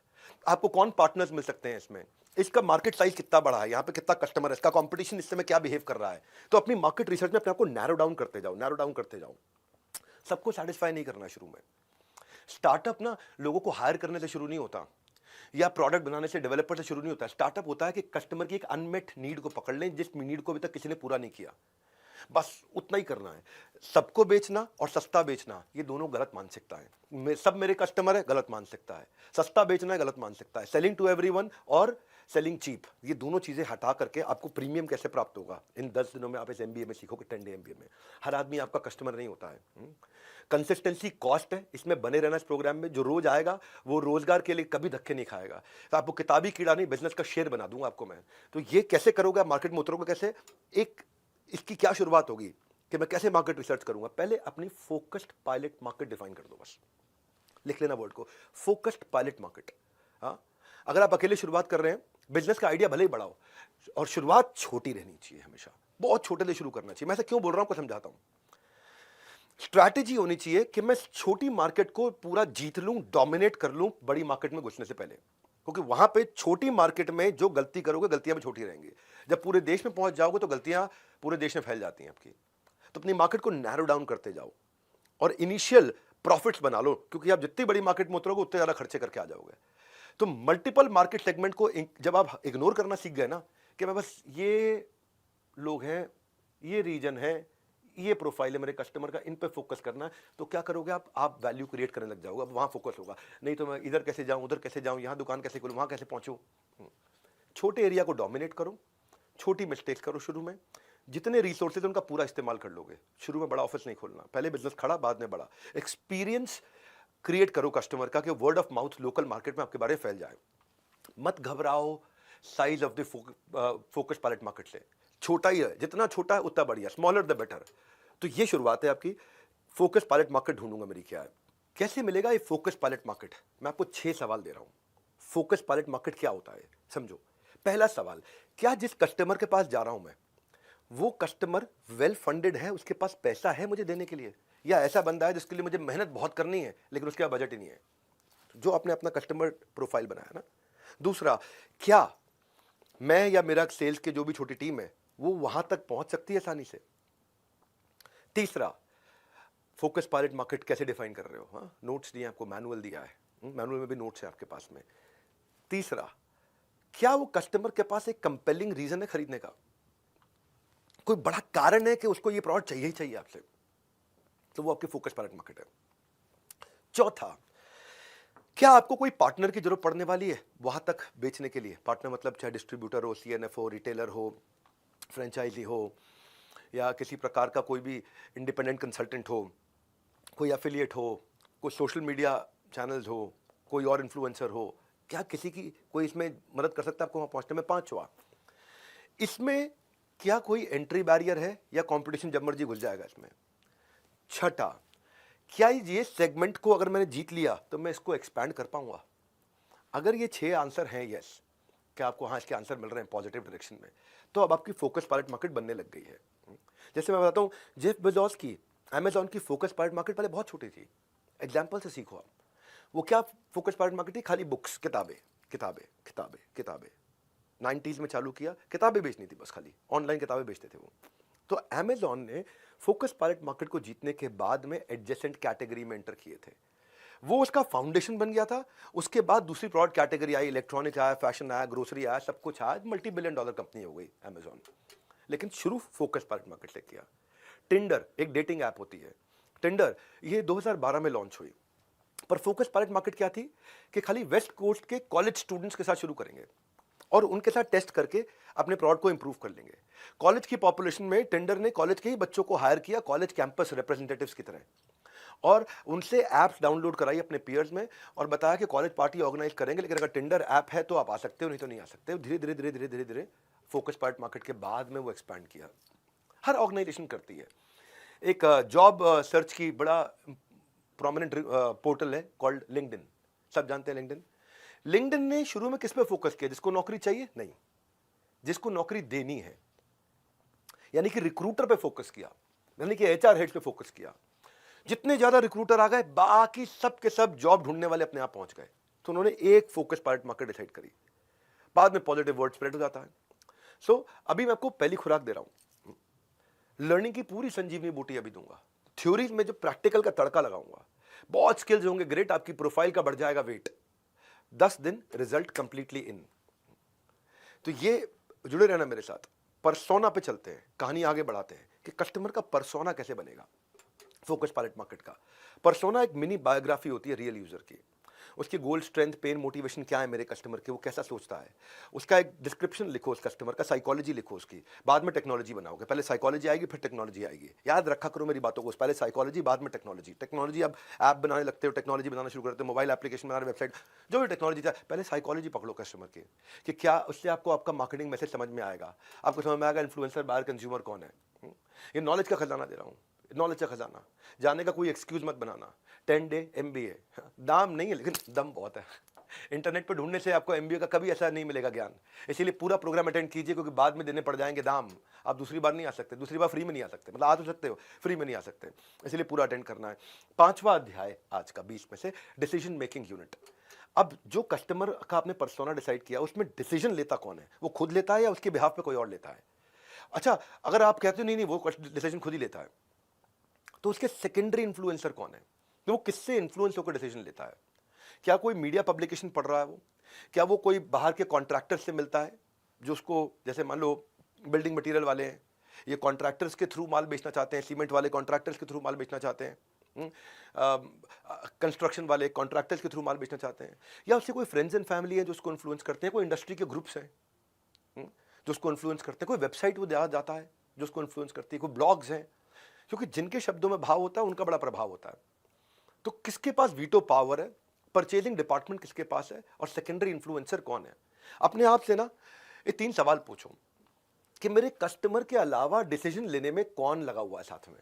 वो आपको आगे चल के बहुत मदद करेगा इस 10 दिन में। दूसरा सवाल, सबसे ज्यादा इन्फ्लुएंस इसके ऊपर किसका है? और तीसरा, कौन इस ट्रांजैक्शन को रोक सकता है? इसके बीच में कोई शकुनी तो नहीं है कहीं, मेरे और इसके बीच में, मेरे और मेरे कस्टमर के बीच में। हाँ, इनको अभी पहचान लेते हैं। बड़ा बहुत इनसाइट जनरेटिंग कंटेंट दे रहा हूँ, बड़ा प्रैक्टिकल कंटेंट दे रहा हूँ। MBA जो कि एप्लीकेशन में आएगा। मैं चलता हूँ मेरे 6ठे अध्याय पे, प्रोडक्ट डेवलपमेंट। अब आप प्रोडक्ट की तैयारी कर रहे हो, तो प्रोडक्ट कैसे बनाओगे? एक मिनिमम वायबल बिजनेस प्रोडक्ट बना दो। इसको बोलते हैं MVBP, minimum viable business product. शुरुआत छोटे से आराम से करो। अब उसके रूल क्या होने चाहिए? प्रोडक्ट बना रहे हो, आपको प्रोडक्ट है, सर्विस है, कुछ भी है, बाल काट रहे हो, वो भी प्रोडक्ट बोल रहा हूँ उसको मैं भी, कुछ भी है, प्रोडक्ट या सर्विस एक ही बात है। अगर मैं प्रोडक्ट बोल रहा हूँ मतलब आप सर्विस करना चाहते हो तो सर्विस भी मानी जाएगी उसमें। हाँ, कोई भी सर्विस बेचने जा रहे हो अपनी, कंसल्टिंग बेचने जा रहे हो अपनी, कुछ भी बेचने जा रहे हो, सोलोप्रेन्योर शुरुआत कर रहे हो, तो देखो इसमें 3 चीज़ों का ध्यान रखो। पहली चीज़, कस्टमर को इससे वैल्यू क्या मिलेगी, क्या कस्टमर इसके लिए पे करने को तैयार होगा, और क्या मैं इतनी ट्रांजैक्शंस कर लूंगा कि मुझे फीडबैक का लूप मिलना शुरू हो जाएगा। उसको बोलते हैं मिनिमम वायबल बिजनेस प्रोडक्ट। इसके बारे में मैं डे 2 पे, यानी कि कल शाम को बहुत डिटेल में बताऊंगा। ये बहुत डिटेल में जाएगा अभी। सारी चीज़ें काम की, सबका अपना मोल। सच्चा फ़ायदा जो बताए वो सबसे ज़्यादा अनमोल। हाँ, तो भैया ऐसा है, लर्निंग का डोज आपको लेना होगा हर रोज़। ये बताता हूँ कि अब मेरा जो नेक्स्ट चैप्टर आएगा वो बताएगा कि ब्रांड कैसे बनेंगे। नोट्स बनाते रहो। People will forget what you said, people will forget what you did, but they don't forget how do you make them feel. तो पहला स्टेप है कि कस्टमर को ब्रांड बनाते वक्त कस्टमर को फील कैसे किया जाए, वो अरे वाह कैसे बोले, कनेक्ट कैसे हो। तो अभी आप अकेले हो, अपना पोर्टफोलियो कैसे बनाओगे। जब मैं छोटा था, बचपन में बहुत छोटा था मैं, तो शक्तिमान प्रोग्राम आया करता था। वो घर में होता था, गंगाधर गल्ला दुकान शक्तिमान, घर पर गंगाधर। तो ये जो घर पर गंगाधर गल्ला दुकान शक्तिमान, क्या मतलब हुआ, उसकी अपनी एक, उसका अपना एक प्रोफाइल है। अगर आप शुरू कर रहे हो ना, एक फुल पेज इमेज के साथ अपना पोर्टल, अपनी वेबसाइट बनाओ। बिल्डिंग पर्सनल ब्रांड बहुत इंपॉर्टेंट है, आसान नहीं है। आपके पास पोर्टफोलियो जो अपना बनाओगे, उसमें आप आपके स्किल्स, आपके टेस्टिमोनियल, आपके एक्कोलेड, आज तक क्या हुआ है, आपके कोई अवार्ड अचीवमेंट है, कोई केस स्टडी है, उस सबको वेब पे डालो। सबको सोशल मीडिया से कनेक्ट कर दो, वेबसाइट को सब जगह से अनाउंसमेंट करने शुरू कर दो that you are open for business. Email करो अपने दोस्तों को, उनको पर्सनल अपडेट देना शुरू करो that now your what are you up to, क्या करने वाले हो। आजकल पिछले कुछ समय में, पिछले कुछ सालों में फेसबुक ग्रुप्स बहुत पॉपुलर हो गए हैं। उनकी पॉपुलैरिटी हो गई इंटरेस्ट के हिसाब से, कैटेगरी वाइज ग्रुप्स बन गए हैं। तो सोशल मीडिया पे लोगों को आपको इंप्रेस नहीं करना, देखो मुझको नहीं, इम्पैक्ट करना है। अपने आप को जब इंट्रोड्यूस करोगे, ऐसे इंट्रोड्यूस मत करो मैं कुछ बेचने आया हूं, आप बताओ मैं कैसे आपकी मदद कर सकता हूं। शुरुआत आपको ऐसे ही करनी है। लोग अगर कुछ सवाल पूछे तो उनको आंसर करो, बी हेल्पफुल, बिल्ड रिलेशनशिप। खाली ये नहीं कि आप डोंट पोस्ट लिंक के हायर मी। लोगों को दिखाओ कि आप एक्सपर्ट हो इस एरिया में। इसमें अपना पोर्टफोलियो बनाओ, अपने एग्जाम्पल दो अपने पोर्टफोलियो के अंदर कि आप क्या क्या करते हो, कैसे कैसे आप समस्याएं सॉल्व करते हो, अपनी सर्विसेज अपने कॉन्टैक्ट फॉर्म के साथ, ताकि लोग आपको साथ टच बेस कर सकें, मिल सकें, जुड़ सकें। तो जब अपनी वेबसाइट बनाओगे तो अपनी बड़ी लार्जर देन लाइफ एक इमेज डालो, बड़ी फोटोग्राफ डालो, बड़े साइज की फोटोग्राफ, लगना चाहिए कोई बड़ा ब्रांड है ये। खुद को आप ब्रांड नहीं फील करोगे तो कोई और आपके बारे में कभी फील नहीं करेगा। अगर आपका पोर्टफोलियो है ये प्रोफेशनल लगेगा, शुरुआत से प्रोफेशनल लग जाओगे। अनप्रोफेशनल फ्रीलांसर्स के बीच में आपकी पहले से ही एक साख बननी शुरू हो जाएगी। It will make you stand out. हाँ, ये दिखाएगा कि आप सीरियस हो अपने बिजनेस के बारे में। Portfolio is everything here, promises are nothing. ये सब प्रेजेंटेशन की बात है। आपका बिजनेस कार्ड भी आप दोगे तो digital business, virtual business card बनाओ, उसमें बड़ा क्लियरली लिखो कि आप कौन हो, आपकी यूनिक वैल्यू क्या है, क्या यूनिक वैल्यू है, और आपका कॉन्टैक्ट डिटेल्स कैसे हैं। Excellent presentation get sold without hesitation, कोई हेजिटेशन नहीं होगी एक्सीलेंट प्रेजेंटेशन में। तो ये जो 10 डे MBA प्रोग्राम है ना, ये आउटकम ओरिएंटेड है, फ्री है, फास्टेस्ट है, फर्स्ट ऑफ इट्स काइंड है। All I need is a discipline mind. बस आप डिसिप्लिन रहना मेरे साथ में। यूनिवर्सिटी से MBA बेच कर अपना बिजनेस बनाया है, मैं बेचने नहीं, बेचना सिखाने आया हूँ। तो आपको 18 दिन के युद्ध में, जैसे कृष्ण ने अर्जुन को गीता का ज्ञान दिया था ना 18 दिन के युद्ध में, वैसे 10 दिन में मैं आपको बिजनेस के कुरुक्षेत्र में रेडी कर दूंगा। दिन बस 10 हैं। मेरे सालों की लर्निंग का ये एक रस है, निचोड़ देने जा रहा हूं आपको। अब जो नेक्स्ट चैप्टर है मेरा, कोई बिजनेस 3 वजह से चलता है। वो 3 वजह कौन सी होती है? Customer, customer, customer. लेकिन कस्टमर को लाने में कष्ट बहुत है, मैं आसान करता हूं उसको। ये पूरा अध्याय आपके बड़े काम का है। मैं बहुत स्पीड से बहुत सारे टिप्स देने वाला हूं कि कस्टमर मिलेगा कैसे। पर शुरुआत में बहुत ज्यादा कस्टमर के पीछे मत भागना। इतने ही कस्टमर लेना अगर बिजनेस शुरू किया है तो, जितने आप हैंडल कर पाओ, उल्टा दिक्कत ना हो जाए। मेरे एक्सपीरियंस है, मैं जितने भी फ्रीलांसर से मिला हूं या जिसने बिजनेस शुरू किया है, अगर उनसे पूछो सबसे बड़ी प्रॉब्लम क्या है, तो उनके बिजनेस की सबसे बड़ी एक ही प्रॉब्लम है कि कस्टमर ढूंढूंगा कैसे। पर रूल क्या है? You don't get paid for the time you spend, you get paid for the value you create. जो समय आप लगाते हो उसका पैसा नहीं मिलता है, जो वैल्यू आप क्रिएट करते हो उसके लिए पैसा मिलता है। तो मैं आपको 4 इंट्रोस्पेक्टिंग क्वेश्चन पूछता हूं। पहला, कस्टमर आपके ब्रांड के बारे में जानेगा कैसे? जहां पे जानेगा वहां पहुंचना पड़ेगा आपको। दूसरा, कस्टमर आपके प्रोडक्ट को कैसे एनालाइज करेगा खरीदने से पहले? क्या उसके पास कोई तरीका है एक्सपीरियंस करने का खरीदने से पहले? ये जो सवाल है काम आएंगे, मैनुअल में लिखे मैं आपके पास में। इन सवालों के जवाब लिखना, ब्रेनस्टॉर्म करना। तीसरा, कस्टमर का आपसे माल खरीदने का तरीका, जर्नी क्या है, किस तरह से खरीदेगा, ऑनलाइन खरीदेगा, ऑफलाइन खरीदेगा, दुकान से खरीदेगा, कहां से खरीदेगा। चौथा, क्या कस्टमर इसके लिए पैसा देने को तुरंत तैयार है? So customer doesn't care how much you know, he knows how much you care. He doesn't care how much you know, he knows how much you care. यानी कि उसको यह परवाह नहीं कि आपको ज्ञान कितना है, लेकिन उसके पास यह ज्ञान है कि आपको उसकी परवाह कितनी है। तो यह परवाह करने के लिए इन 4 सवालों का उत्तर मैनुअल में जरूर लिखना अपने लिए। इतनी वैल्यूएबल मैनुअल दिया ना मैंने साथ में आपको कि वीडियो तो दोबारा नहीं मिलेगा देखने को आपको, लेकिन मैनुअल आपके पास रह गया ना, उसमें नोट्स हैं आपके पास में। तो जब कंज्यूमर एम्पैथी का एक उदाहरण देता हूं, आप बोल सकते हो कि मेरी स्पेशलिटी में बड़ा डिटेल ओरिएंटेड फ्रीलांस एनिमेटर हूं उस पूरे शहर में, पर कस्टमर क्या कह रहा है, मुझको डिटेल ओरिएंटेड नहीं चाहिए, मुझे चाहिए फास्ट नॉट परफेक्ट। सो अब यू विल क्विकली बिकम, अगर आपने ये सोचा ना कि मैं बड़ा डिटेल ओरिएंटेड हूं, मैं फास्ट नहीं हूं, मैं परफेक्ट हूं, कस्टमर कह रहा है मुझे चाहिए फास्ट, परफेक्ट नहीं चाहिए, तो क्या होगा, आप जल्दी ही बहुत डिटेल ओरिएंटेड बेरोजगार फ्रीलांसर बन जाएंगे।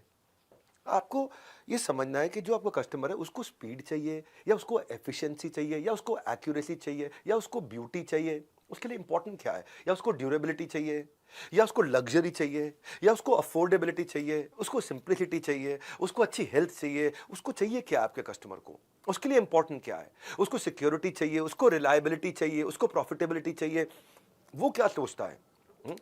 ये चैप्टर इसी के ऊपर है। अब जब आप कस्टमर आपको लाना है और आपने शुरू किया, आपके पास वो तरीका नहीं है, नेटवर्किंग करो, प्रोफेशनल एसोसिएशन ज्वाइन करो, इवेंट ज्वाइन करो, छोटी छोटी टॉक्स दो अपने टॉपिक के बारे में, keep showing up, people will start welcoming you. पहले दिन आपको रास्ता नहीं दिख रहा है मतलब ये नहीं कि वहां नहीं पहुंचोगे, जहां तक रास्ता दिख रहा है चालू करो। हाँ, अपना माइंडसेट चेंज करो, from what can I get से what can I give. What can I get नहीं रखना, मैं क्या इससे ले सकता हूं, नहीं मैं इसको क्या दे सकता हूं। So don't be one of दोस्त जो खाली तभी फोन करते हैं जब उनको कुछ चाहिए, वो वाले नेटवर्कर भी होते हैं जो नेटवर्किंग करते हैं इसीलिए। तो अपने जो भी एग्जिस्टिंग नेटवर्क है अभी आपका, आसपास खास में घुस जाओ, जो भी आपके सर्कल में हो सकता है, किसी को सर्विसेज की जरूरत हो, आपका क्लासमेट हो सकता है, ओल्ड कलीग हो सकता है, कोई प्रोफेसर हो सकता है, कोई टीचर हो सकता है, कोई पुराना बॉस हो सकता है, कॉन्वर्सेशन शुरू करो, केवल अपने बारे में बात मत करो और कॉन्टैक्ट एक्सचेंज करने का मौका मत छोड़ना, ताकि इवेंट के बाद आप उसके साथ टच में रह सको। सीधा अपना don't ask for the job straight, talk about कि आप कैसे मदद कर सकते हो, उनसे टच में रहो, क्रीपी मत बनो। और खास तौर से जिससे भी आप मिल रहे हो, अगले दिन उसको लिंक्डइन पे नाइस टू मीट यू एक नोट भेजो। और nice to meet you note में देखो, आप ये भी देखना कि हर एक के पीछे नहीं भागना, अपने प्रोस्पेक्ट को चूज करो। ये ध्यान से रखो कि बिजनेस, प्रोफेशन, इंडस्ट्री, कंपनी, कौन किसको आपकी जरूरत पड़ने वाली, उसकी लिस्ट बनाओ, रैंक दो उनको, आइडियल कैंडिडेट का टॉप से लेकर के डाउन तक एक रैंकिंग दो, यार ये सबसे ज्यादा आइडियल कैंडिडेट है मेरे लिए, ये मेरी स्किल के साथ फिटमेंट है, इसकी बहुत अच्छी फिटमेंट है, इनका पे स्केल है, ये मुझे पैसा दे सकते हैं। कुछ होते हैं बिग स्टेबल ऑर्गेनाइजेशन, कुछ होती है मिड साइज बहुत बिजी आगे बढ़ना चाहते हैं, कुछ होती है एकदम स्टार्टअप अभी ग्रो करना है उनको, उनकी रेपुटेशन क्या है, तो वो कहां जाता है कस्टमर, वो क्या कौन सी ऑर्गेनाइजेशन ज्वाइन करता है, वेबसाइट, ब्लॉग क्या देखता है, क्या पढ़ता है। तो ये जब आप करते हो तो अब अपनी प्रेजेंटेशन में ऑब्सेस मत हो जाओ कि मैं पूरी स्क्रिप्ट रट के जाऊंगा, रट के मत जाओ। बस वर्बल मिररिंग करने की जरूरत नहीं है, आपको खाली बस अपने आप को रेडी करके जाना है कि आपके पास अपना पूरा ज्ञान होना चाहिए। और प्रेजेंटेशन के बाद में फॉलो अप करना मत मिस करो, ये मैं सब सेल्स वाले दिन बहुत डिटेल में समझाऊंगा। रितेश अग्रवाल जो है ना ओयो के, पहली फंडिंग के लिए उन्होंने एक इन्वेस्टर का 32 बार फॉलो अप किया था, इसको बोलते हैं फॉलो अप का भूत। क्या तरीका क्या था, would you mind if I checked with you periodically, बस ऐसे ही पूछा था उन्होंने, क्या बुरा तो नहीं मानोगे अगर मैं आपसे रेगुलरली पीरियोडिकली आपसे फॉलो अप कर लूं। उसने कहा नहीं कोई बात नहीं, कर लेना मैसेज। क्योंकि अगर आप ऐसी बाल्टी में पानी भर रहे हो जिसमें छेद है, तो जितना मर्जी पानी भर लो सारा पानी निकल जाएगा। तो जब फॉलो अप के 3 स्टेप होते हैं। पहला स्टेप क्या है, जब आप घर जाओ, घर जाते ही जो आपकी बातचीत हुई है उसके साथ में उसके बिजनेस कार्ड पे अपने नोट्स जरूर बना लो। दूसरा, जो भी कॉन्टैक्ट लिस्ट है उसमें नोट्स ऐड कर लो। और तीसरा, आप उसको एक ईमेल करो या मैसेज करो कि आपने उससे क्या सीखा, आपका पॉजिटिव एक्सपीरियंस क्या रहा। बस ये यहां से शुरू करो, इतना शुरू करो कि what was your positive experience about him, what did you learn from him, वो लिखो, एकदम कनेक्ट हो जाएगा। पता होना चाहिए आपको एंटिसिपेटरी कंटेंट, जो काम का कंटेंट है उसके लिए। हाँ। और अगर आप देख रहे हो बिल्कुल जवाब नहीं दे रहा, कभी जवाब नहीं दे रहा, तो then you can stop also, certainly stop. अगर वो बोल देता है कि मेरे से बात मत करो, मुझे कॉल मत करो, तो एकदम रुक जाओ। अब इस सबका आपको ट्रैक रखना है, शुरुआत है ना बिजनेस की, तो फ्री टूल्स मिल जाएंगे इसको ट्रैक रखने के लिए। आप ऐसे नहीं कर पा रहे हो, फ्री टूल्स सीआरएम के मिल जाएंगे आपको, जहां पे आप अपनी कॉन्वर्सेशन को ट्रैक कर सकोगे कि पिछली बारी क्या बात हुई है, नोट्स बना दो वहीं पे। एक सिस्टम मिल जाएंगे आपको, फ्री सीआरएम के टूल्स मिल जाएंगे, क्योंकि आप सोलोप्रेन्योर हो, शुरुआत कर रहे हो, और वहां पे आप मेंटेन कर सकते हो। जैसे अपने फाइनेंशियल रिकॉर्ड मेंटेन करते हो, वैसे ये आपके टाइम और एनर्जी का इन्वेस्टमेंट रिकॉर्ड है। तो बिल गेट्स कहते हैं कि आप कैसे इंफॉर्मेशन को गैदर और मैनेज करते हो, वो डिटरमिन करेगा कि आप जीतोगे कि हारोगे। सो इस केस के लिए अब आपको ये करते वक्त सीआरएम में और लोगों को पास जाने में कंसिस्टेंसी रखनी है। जैसे किसी के पास अगर नौकरी नहीं है ना, तो उसको नौकरी ढूंढने को नौकरी की तरह करना पड़ता है, कि मैं सवेरे 9 से लेकर शाम 6 बजे तक खाली नौकरी ढूंढूंगा, ये मेरी नौकरी है अभी। इतनी कंसिस्टेंसी चाहिए आपको, क्योंकि कंसिस्टेंसी आपके एवरेज को एक्सेलेंस में कन्वर्ट करेगी। रिजल्ट पर नहीं, रूटीन पर फोकस करना है आपको, कि मैं रूटीन के साथ इतने कस्टमर के पास जाऊंगा, कंसिस्टेंट रहूंगा, कंक्लूजन मिलेगा, कैजुअल रहूंगा, कंफ्यूजन मिलेगा। शुरू में अपने कॉमन कनेक्शंस बिल्ड करो ना। कोई भी सेम स्कूल के थे, सेम प्रोफेशनल ग्रुप के थे, सेम प्लेस ऑफ वर्शिप, एक जैसे मंदिर जाते हैं, एक जैसे गुरुद्वारे जाते हैं, सेम तरह का गोल है, सेम तरह की सोशल सर्विस करते हैं, सेम तरह की कोई समाज सेवा करते हैं। और जब आप उनसे मिलोगे, उनको जो जो आपके पास किसी भी प्रकार की अथॉरिटी है उसको जरूर प्रोजेक्ट कर देना। अथॉरिटी समझ तो जैसे जैसे हॉस्पिटल जाओ या कहीं डॉक्टर के क्लिनिक जाओ तो वहाँ पे अपनी डिग्री जरूर डिस्प्ले करता है, वो उसकी अथॉरिटी है, तो डिग्री डिस्प्ले कर रहा है, प्रमोट कर रहा है उनकी अथॉरिटी को। हाँ, तो आपका रिज्यूमे, वेबसाइट, आपका बायो, पोर्टफोलियो, आपके क्लाइंट लिस्ट, आपके कोई भी प्रोफेशनल टाइटल है, आपकी कोई मेंबरशिप्स है, सर्टिफिकेशंस हैं, कोई स्पेशल ट्रेनिंग है, कोई अवार्ड्स हैं, वो आपकी अथॉरिटी को डिफाइन करते हैं। सो आप अपने ट्रस्टेड इनर सर्कल को बिल्ड करके वहाँ पे, जिसमें जैसे आप कोई फेलो फ्रीलांसर है, कोई और बडी है, कोई रिलेटिव मेंटर है आपका, वहाँ से शुरुआत करो। नहीं मिलती जॉब पोर्टल्स पे जाओ, वहाँ आपको रिक्वायरमेंट्स मिल जाएंगी।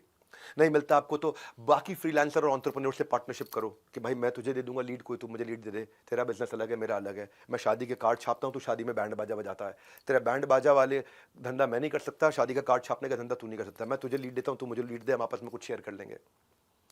आपकी इंडस्ट्री की न्यूज़ जो छप रही है उसके लिए गूगल पे अलर्ट्स डाल दो कि आपकी इंडस्ट्री की न्यूज़ आएगी तो वो अलर्ट आपको मिल जाए। तो जब भी आप ये करोगे, अपनी ये सब जब पढ़ते पढ़ते आप अपनी ऑनलाइन रेपुटेशन भी बिल्ड करोगे, क्योंकि आपने कोई न्यूज़ पढ़ी तो उससे आप 4 लाइन का छोटा सा एक पोस्ट डालोगे, ऑनलाइन रेपुटेशन बिल्ड होगी। और उस वर्क सैंपल जो आपने वर्क किया उसको क्लाइंट के तरह शेयर करते हो, तो आप इससे क्या रहता है, आपको अपकमिंग टूल्स के बारे में पता चलता रहता है न्यूज़ से, आप अपकमिंग टूल्स पे एक्सपर्ट होने लग जाते हो, आप अपनी केस स्टडीज प्रेजेंट करते हो। फिर जब आप टारगेटेड ऐड लगाओगे अपने क्लाइंट लिस्ट पे, या आप डायरेक्टरीज के थ्रू जाओगे जहां पे डायरेक्टरीज मिल जाएगा, वहां पे आपने अगर कोई कस्टमर मिला, शुरू में तकलीफ भी आती, कोई बात नहीं, 30 मिनट की एक फोन कंसल्टेशन फ्री दे दो, नीड जनरेट कर लो, नीड जनरेट कर लो। कोई भी आपको मदद कर सकता है, खासतौर से जो मैंने बताया ना, जो आपके कॉम्प्लीमेंटिंग स्किल्स वाले हैं वो आपको बहुत मदद कर सकते हैं। और क्या कर सकते हो, मैं और कहानी आगे बढ़ाता हूं, आप अपने मंथली न्यूज़लेटर्स कुछ भी छोटी छोटी अचीवमेंट्स के बना सकते हो, या कई फ्रीलांसर्स के न्यूज़लेटर्स होते हैं, उनको रजिस्टर कर सकता हूं।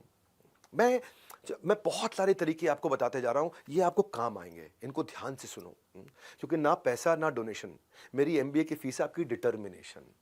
और बनाए रखो अपनी अटेंशन, तभी होगा इस कंटेंट का रिटेंशन।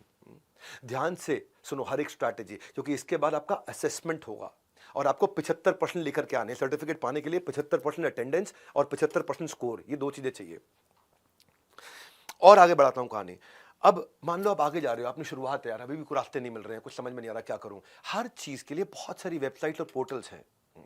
कुछ भी आप करते हो, आप अगर आप लिखना चाहते हो तो मीडियम है, ग्रामरली है, वाटरपैड है, राइटर एक्सेस है, क्रिएटिव पेन है, ब्लॉगर है, पीपल फॉर आवर, ये सब पे बिजनेस भी मिलता है, आपको काम भी करने की पॉसिबिलिटी मिलती है। आप कहते हो मैं तो डिजाइनर हूँ, मैं राइटर नहीं, कोई बात नहीं, कैनवा है, बिहेंस है, एडोबी है, वर्डप्रेस है, ड्रिबल है, विक्स है, कोड पेन, इन पे तो इनमें से कई ऐसे पोर्टल्स हैं जहाँ पे आपको बिजनेस मिलता है आपके लिए। आप कुछ भी कर रहे हो, आप कहते हो मैं तो डिजाइनर भी नहीं हूं, मैं तो डेवलपर हूं, मैं तो कोडिंग करता हूं, तो कोई बात नहीं। इसके लिए अपवर्क है, साइट पॉइंट है, कोड वॉर्ड है, कोड ब्यूटीफाई है, कोड प्रोजेक्ट भी है, एक टॉपटेल भी है। ये सब के सब वो पोर्टल्स हैं जहां आपको धंधा मिलेगा। जैसे आप कहते हो मैं तो कंसल्टेंट हूं, मैं फाइनेंस का कंसल्टेंट हूँ, मार्केटिंग का कंसल्टेंट हूँ, मैं अकाउंटिंग का कंसल्टेंट हूँ, मैं इसका कंसल्टेंट, उसका कंसल्टेंट। एक्सेंचर है, कोरा है, प्रेस्टो एक्सपर्ट्स है, लॉन्च पैड है, फोरफोल्ड है, नेविगेट है, बीकेसी कंसल्टिंग, ये इनमें कई जगह आपको बिजनेस मिलेगा। आप कहते हो मैं वर्चुअल असिस्टेंट बनना चाहता हूँ, वहाँ तो बिजनेस मिलने के लिए बहुत जगह है। एक है time etcetera, time ETC, click worker, fancy hands, assistant match, virtual बिले। आप कहते हो कि भाई मैं मार्केटर बनना चाहता हूं, तो हब स्पॉट पे जाओ, लिंक्डइन पे जाओ, सेमरश पे जाओ। आप कहते हो मैं तो फोटोग्राफर हूं, खाली फोटो खींचता हूं, मैं क्या धंधा करूंगा, गेटी इमेज है, पिक्साबे है, फ्लिकर है, शटर स्टॉक है, वहां से आप पैसा कमा सकते हो। तो start finding portals for yourself. मैं कस्टमर सर्विस करना चाहता हूं घर से, वी वर्क रिमोटली है, वर्चुअल वोकेशन है, सपोर्ट ड्रिवन है। जो स्ट्रगल है ना आपका आज का, वो आपकी कल की स्ट्रेंथ बिल्ड करेगा। पर वेक्टर बनाओ, अपनी दिशा तैयार करो। ये 10 दिन में आपको मजा आने वाला है, क्योंकि कॉलेज आपको डिग्री देता है, मैं आपको डायनामिक्स दूंगा, केवल डिग्री नहीं दूंगा, डायनामिक्स दूंगा। सिलेबस नहीं, पूरा सिस्टम समझाऊंगा। 10 डे MBA फ्री है, वर्थ इट है, इसमें बस आपका मुझे टाइम चाहिए। 9वें अध्याय पे चलते हैं, कहानी आगे बढ़ाते हैं। सेल्स साइकिल बनती है आपकी एक, कि आज शुरू किया कितने दिन में पैसा आएगा। सेल्स साइकिल एक बनती है कस्टमर एक्विजिशन की। तो अपने प्रोसेस को लिखो, कितना लंबा प्रोसेस है, एस्टिमेट करो कि इसमें कितने रास्ते में हर्डल्स आएंगे, कितनी तकलीफें आएंगी, कस्टमर का पैसा मेरे जेब तक आते आते तक कितने दिन आपको चाहिए एक पेइंग कस्टमर लाने के लिए। जितना लंबा लेंथ होगा सेल्स साइकिल का, उतना उस दौरान के सारे खर्चे आपको डालने पड़ जाएंगे। क्योंकि अगर मान लो पेमेंट आते आते 90 दिन लगेंगे, तो 90 दिन में क्या खर्चे होने वाले हैं, उस एक्सपेंसेस को कैलकुलेट करो। सेल्स साइकिल समझनी जरूरी है आपको। अगर आप एक सोलोप्रेन्योर हो, स्टार्टअप शुरू कर रहे हो, क्या क्या कॉस्ट है आपकी, कई तरह की कॉस्ट होगी ना आपकी। एक आपके पास कोई अगर सेल मैन पावर है, उसकी सैलरी हो गई, कोई ब्रोशर आपने प्रिंट किए हैं, बांटे हैं, कोई वेबसाइट आपने बनाई है, कोई ट्रेड शो में आप गए हो, कोई एडवर्टाइजिंग करी है आपने, कोई फेसबुक ऐड लगाई है, कोई इंडस्ट्री पब्लिकेशन में गए हो आप, कोई व्हाइट पेपर, कुछ भी। जितनी लॉन्ग सेल साइकिल होगी उतना ज़्यादा पैसा लग जाएगा आपका। लेकिन अगर आपको पता है सेल साइकिल खाली शुरू में लॉन्ग है और उसके बाद पाइपलाइन बहुत बड़ी है, तो चल जाएगा, लाइफ टाइम वैल्यू है उसमें। So even after spending a lot of money, अगर कस्टमर ने नहीं खरीदा तो फिर आपके लिए खतरा है। तो ये आप सेल्स साइकिल समझे। अब सेल्स साइकिल समझ में आई, तो अब आपको डिसाइड करना है मेरी प्राइसिंग क्या होगी। तो मेरा 10वां अध्याय प्राइसिंग का, बहुत वैल्यूएबल कंटेंट है। आपका गोल ये नहीं है कि आप अपने बिल, जितने आपके बिल आपके खर्चे हैं पूरे कर लो। आपका गोल है होना चाहिए कि जिस चीज के लिए मैं वर्दी हूं, जो मेरी वर्थ है, उसका पैसा मुझे मिले। समझो भाई, घोड़ा अगर घास से दोस्ती करेगा तो खाएगा क्या? काम कस्टमर अनुसार, लेकिन दाम काम अनुसार। तो चार्ज व्हाट यू डिजर्व। न ज्यादा में बिकेगा और न कम में बिजनेस जमेगा। सही राइस के लिए जरूरी है सही प्राइस। तो प्राइसिंग को सीखते हैं हम। जब भी आप अगर नए हो ना धंधे में, आपने शुरू किया है, आज सोलोप्रेन्योर की जर्नी है, स्टार्टअप की जर्नी है, तो हमेशा सामने वाले कस्टमर का बजट पहले आप ही पूछ लो। उसको बंडल प्राइस के साथ शुरू करो, फिर इंडिविजुअल प्राइस पे लेके आना। अगर कम करना है तो बंडल प्राइस से चालू करो। अपने आप को कंसल्टेंट की तरह जब पोजीशन करोगे ना, तो ऐसा नहीं है कि मैं यार फ्यूचर में काम मिलेगा उसकी होप में आज ही प्राइस कम कर दूं। नहीं, वो करना भी पड़े तो बहुत छोटा सा टेस्टिमोनियल के लिए कर दो, ताकि आपका प्रोफाइल मजबूत बन जाए। तो और कई बार अगर आपके काम कस्टमर को पसंद नहीं आया, तो वो कहेगा इसको रिवाइज करो, उसको दोबारा ठीक करो, दोबारा ठीक करो। ट्राई मारना कि जो रिवीजन है उसका बजट अलग बनवा देना उससे। ये भी तय करने का, लॉन्ग टर्म कॉन्ट्रैक्ट बन रहा है तो तय कर लेना कि मैं 5%, 10% हर 3 महीने, 6 महीने, 1 साल में बढ़ाऊंगा प्राइस। ये चीजें मैं आपको एक्सपीरियंस से बता रहा हूं आज। ये चीजें आपको बता रहा हूं कि शुरुआत कैसे होती है। पहले 1000 दिन की जर्नी में पहले 100 दिन कैसे जाएंगे आपके। अगर ना बोलना पड़े तो कस्टमर को ना बोलना चाहिए। शुरू में सुनना सीखो, हाँ, ज्यादा बात नहीं करना। और देखिए, एक चीज आपको समझाता हूं आपको मैं, क्योंकि इसने मुझे 2 साल तक बिजनेस देना है तो कम पैसे लगा देता हूं। नहीं, एक बात बताता हूं आपको, एक नया रूल समझाता हूं। 2 साल तक कम पैसे मिलने से ज्यादा अच्छा है कि 4 महीने में, 3 महीने में बहुत ज्यादा पैसे ले लो। आप क्या करो, शॉर्टर डे और हायर रेट ले लो। उससे क्या होगा, आज अपफ्रंट पैसा आना शुरू हो जाएगा, आपके पास कैश फ्लो अच्छे हो जाएंगे। कभी अगर दोनों में कंपेयर करना हो ना, और 4 महीने, 3 महीने का काम हो वर्सेस 1 साल का काम हो, और 3 महीने में आपको अच्छा पैसा मिल जाए, और बहुत कम करके 1 साल में बांट के टुकड़ों में लेने से अच्छा है कि शुरुआत में कैश फ्लो कैसे मेरे मजबूत रहेंगे। आज अगर अपफ्रंट पैसा आ गया, मैं मजबूत हो जाऊंगा, मैं कॉन्फिडेंट हो जाऊंगा बिजनेस करने के लिए। पहले 100 दिन में पैसा और कस्टमर, 2 चीजें चाहिए होती हैं आपको। तो आप वैल्यू बेस्ड प्राइसिंग कैसे होती है वो आपको समझाता हूं। अपने फी स्ट्रक्चर को प्लान करो। कभी आप पर आवर भी कैलकुलेट करना चलेगा आपकी इंडस्ट्री में, या पर डे चलेगा, या पर यूनिट चलेगा, हाँ, जो आउटपुट दे रहे हो आप, या प्रोजेक्ट कंप्लीट करने पे चलेगा पैसा, या मिनिमम अमाउंट के साथ भी चलेगा, एमजी ले लिया आपने उससे, या परसेंटेज ऑफ प्रॉफिट चलेगा कि मैंने उसका धंधा बढ़ा दिया, उसके प्रॉफिट में परसेंटेज ले लूं। तो आप अपने जो फी स्ट्रक्चर को कैलकुलेट करोगे, शुरुआत में समझ में नहीं आता मैं कौन सा करूं, तो बिलेबल टाइम देख लो, हाँ, या फिर ओवरहेड एक्सपेंसेस और अपने प्रॉफिट मार्जिन को कंसीडर करो। पर हमेशा अपना लोएस्ट प्राइस दिमाग में क्लियर रख के जाना कि इसके नीचे नहीं जाऊंगा, हाँ, ये मेरा लोएस्ट प्राइस है। अपने बेंचमार्क, अपने रेट इंडस्ट्री में पकड़ के अपने लोएस्ट प्राइस को पकड़ के चलो। तो इसके लिए आपको कई बार अपनी न्यूमेरिकल वर्थ कैलकुलेट करनी आनी चाहिए, वो भी आपको समझाता हूं मैं। न्यूमेरिकल वर्थ कैलकुलेट करने से पहले अपनी कॉस्टिंग अंदर एक यूनिट की कितनी पड़ रही है, और बाजार में मेरे अगेंस्ट ऑप्शंस क्या अवेलेबल है, इनको पकड़ के चलना है आपको। अगर आप इनोवेटर हैं कोई, और कोई आप ऐसी चीज ले आए हैं जो बाजार में अवेलेबल नहीं है, और आप जल्दी शुरू में ले आए हैं, तो इस समय पूरा प्राइस चार्ज करो। बाद में प्राइस, जब और लोग बाजार में उतर जाएंगे तब प्राइस कम करो।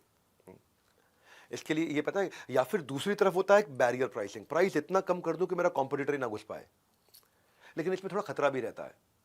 हाँ, प्राइस इतना कर दूं कि कोई और सप्लायर ही ना घुस पाए। इसमें एक मिल्किंग स्किमिंग होता है कि मैंने बढ़िया प्रोडक्ट एस्टैब्लिश कर लिया है, तो और अभी किसी के पास नहीं है, तो मैं इससे मैक्सिमम कमाते जाऊं, लेकिन जब कॉम्पिटिटर आएगा तब तक मैं अच्छा कमा के निकल जाऊंगा।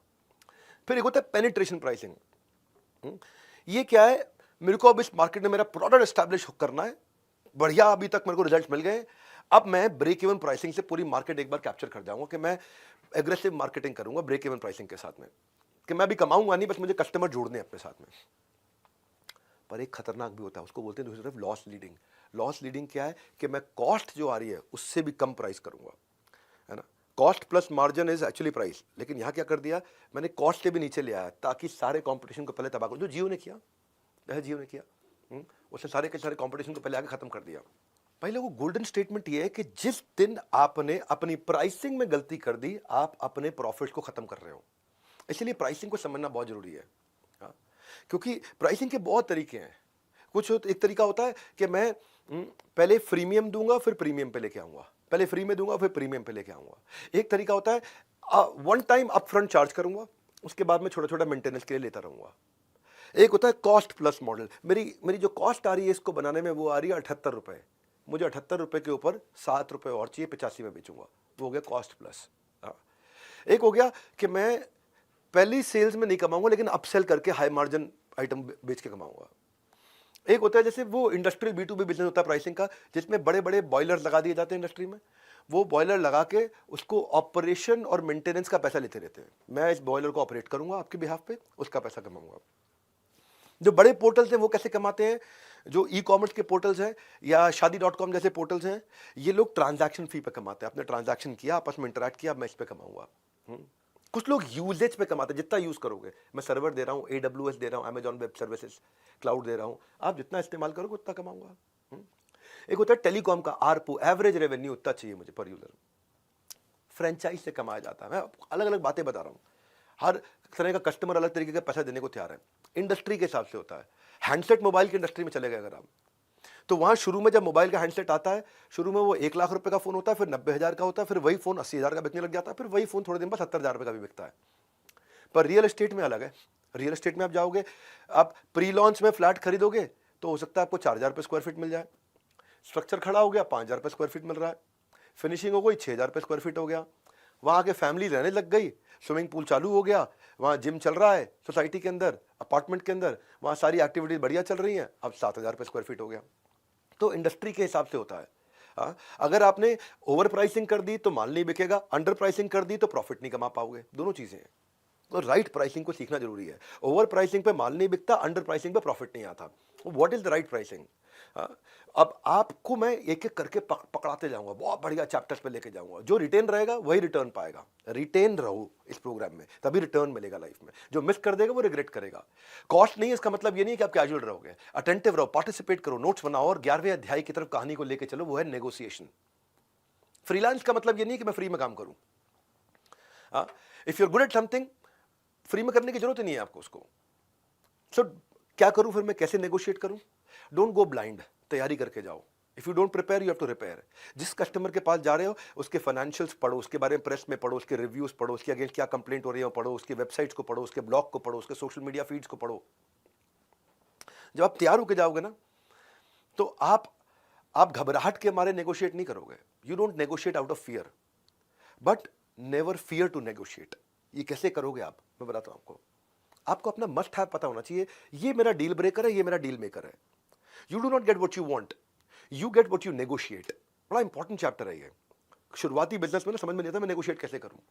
अपने प्राइस को नीचे करने से पहले 2 बार 3 बार सोच लेना। बहुत ज्यादा फ्लेक्सिबिलिटी दिखाओगे ना प्राइस में, तो आपकी क्लियर वैल्यू नहीं दिखाई पड़ेगी उसको। आप एक्सपेक्ट नहीं कर सकते अपने क्लाइंट से कि वो आपको रिस्पेक्ट करेगा, क्योंकि आप बार बार फ्लक्चुएट कर रहे हो अपने रेट्स के बारे में, तो वो और बाद में आपको रेज करने में भी दिक्कत आएगी और मार्केट में भी बात फैल जाएगी। ज्यादा फंस गए, साइलेंट हो जाओ। कहीं नेगोशिएशन में दिक्कत आ रही है, when in doubt stay silent. अच्छा है ये, ओवर कमिट करने के मुकाबले ज्यादा अच्छा है। और साइलेंट से मेरा मतलब ये नहीं है कि आपको पैसे की बात करने में घबराहट होनी चाहिए।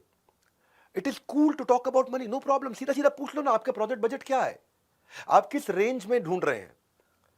अगर क्लाइंट आपसे पूछ लेता है कि आपकी फीस क्या है, तो उसको वापस डाल दो। लेट्स टॉक अबाउट कि आपको काम क्या क्या चाहिए, आपका स्कोप क्या है, तब हम कॉस्ट प्लान कर लेते हैं आपके लिए। कई बार आपको दिक्कत लगे, रिस्क लगे, यार इस ज्यादा पैसे दे सकता है, कम दे सकता है, आप रेंज ऑफ प्राइस कोट कर दो ताकि वो आपके साथ लगा रहे। वो ज्यादा वाला भी उसको लगे इसके पास ज्यादा वाला आइटम भी है, सस्ते वाला आइटम भी है, कहीं ना कहीं फॉल कर जाएगा वो। तो इसलिए डिटेल मांगो शुरू में उससे, उसको बोलो it is hard to cost out a project accurately जब तक मुझे आपसे पूरी इंफॉर्मेशन नहीं मिलेगी। मैंने आपको अभी थोड़ी देर पहले बताया था डोंट वर्क फॉर फ्री। इसका मतलब क्या है, हमेशा अपना मार डिसाइड करो, MAR, मिनिमम एक्सेप्टेबल रेट। ये मेरा मिनिमम एक्सेप्टेबल रेट है, इसके नीचे नहीं जाता मैं। आपको अगर करना भी पड़ रहा है तो छोटा ब्रीफ सैंपल फॉर फ्री कर सकते हो और लॉन्गर सैंपल फॉर फी कर सकते हो। छोटे काम फ्री, बड़े काम की फीस। ये फीस और फ्री के बीच का आपको अपना तरीका निकालना पड़ेगा कि मैं सोच करके चुनूंगा कि ये कस्टमर गाय है जो मुझे दूध देगा, मुर्गी है जो मुझे अंडा देगा, या बैल है कुछ नहीं देगा खाली लात मारेगा। ये खाली नेगोशिएट कर रहा है बिना बात के, नेगोशिएटिंग ओवर नथिंग। ऐसे कस्टमर को रिटेन करना आपको उल्टा महंगा पड़ जाता है। ये बार बार आपका काम चेंज करेगा, ऐसे नहीं इसको ऐसे करो, ऐसे नहीं इसको ऐसे करो। तो आपको you should learn to disagree without being disagreeable. तो ये बड़ा एक सीक्रेट है नेगोशिएशन का।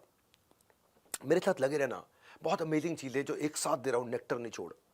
ये याद रखना, बार बार बताता हूं, फ्री इसका मतलब ये नहीं है कि फॉर ग्रांटेड लो, फोकस बनाए रखो। केवल मार्क्स नहीं, मार्केट रेडी बना दूंगा आपको मैं। ये MBA का जो प्रोग्राम है ना, आपको जीवन भर याद रहेगा। याद, फ्री में इतनी लर्निंग दे रहा हूं कि दिमाग के खुल जाएंगे कपाट। प्राइसिंग और नेगोशिएशन सीख रहे थे। अब जब नेगोशिएट करोगे तो नेगोशिएट में वैल्यू क्रिएट कैसे करोगे, कैसे बताओगे कि आप वैल्यूएबल हो, वो भी सीखना जरूरी है आपको। आपका नया बिजनेस है, लोग आप पे ट्रस्ट नहीं करते, तो क्या है, आपको ये बताना है कि आप इस प्रोडक्ट के कारण उसकी लाइफ में वैल्यू कितने रुपए की ऐड कर रहे हो। यानी कि अपनी यूनिक सेलिंग प्रपोजिशन के अलावा my unique feature, your unique benefit, और उस बेनिफिट को क्वांटिफाई कर दो।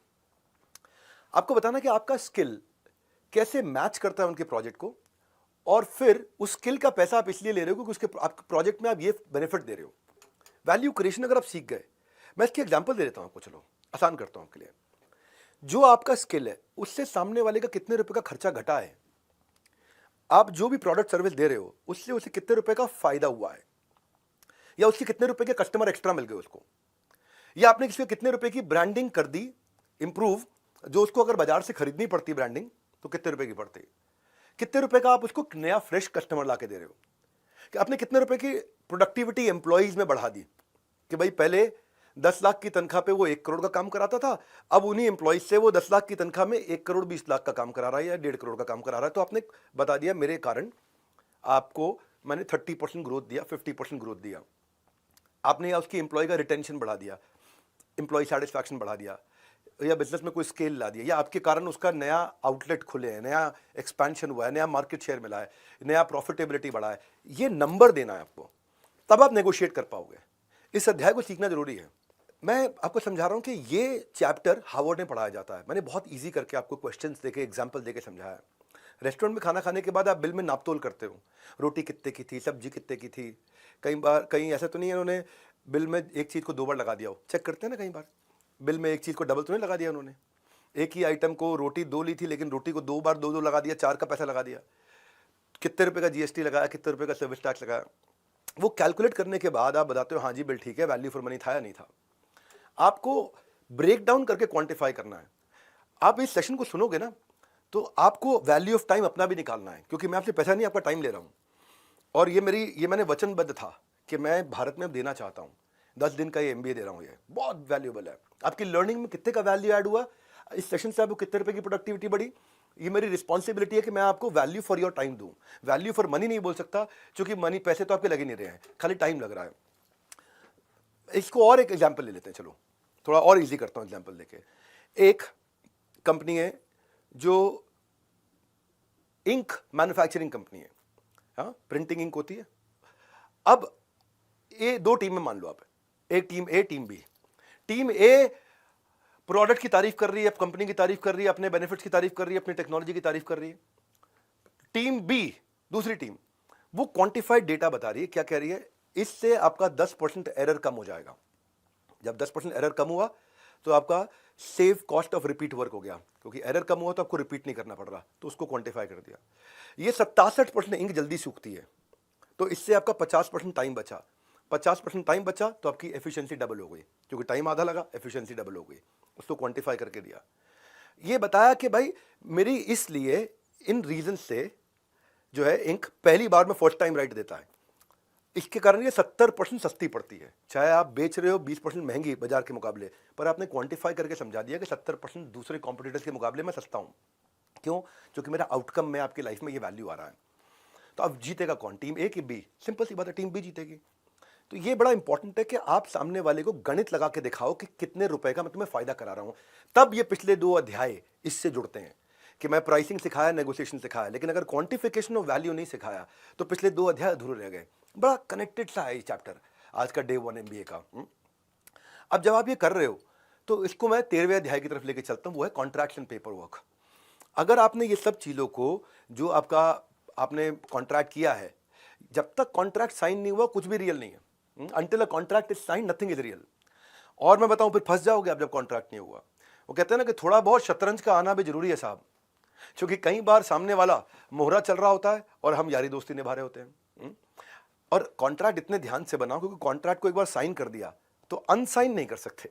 हाँ, एक बार डन कर दिया तो अनडन नहीं कर सकते।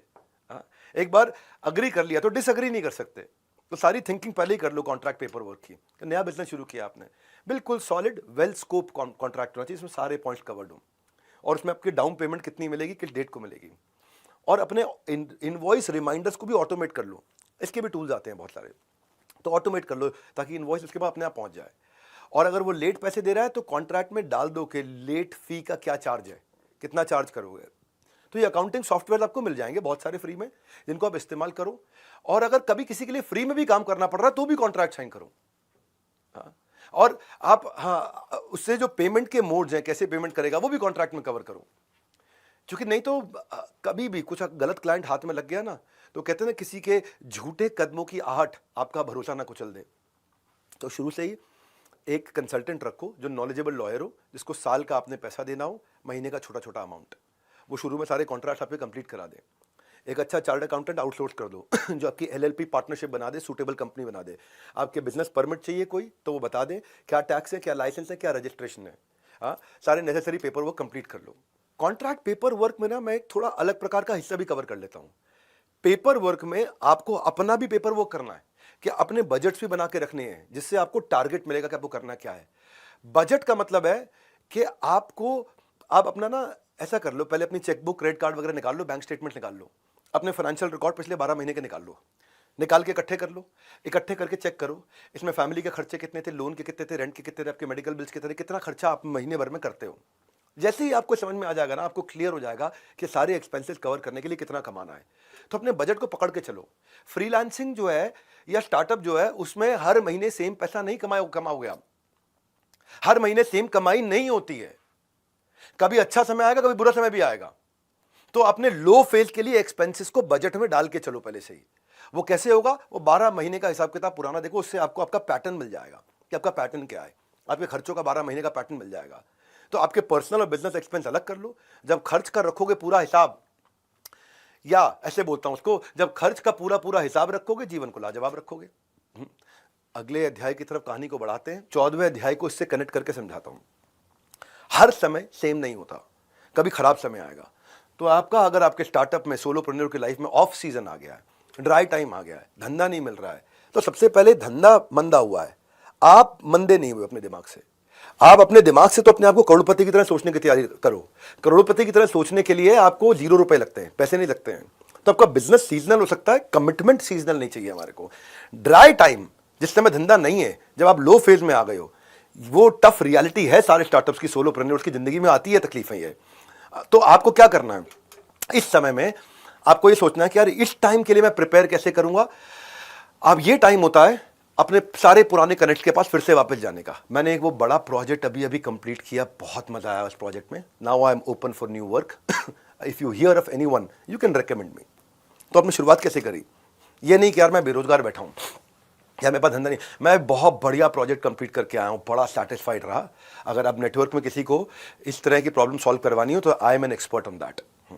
और इस समय जब सीजन लो है तो 3-4-5 तरीके की बातें बताता हूं आपको। पहला, लो सीजन में आराम नहीं करना है, नेटफ्लिक्स नहीं खोलना है, अमेजॉन प्राइम नहीं खोलना है। लो सीजन में आपको इंस्टाग्राम नहीं चलाना है, उसमें रूटीन रखना है हमेशा।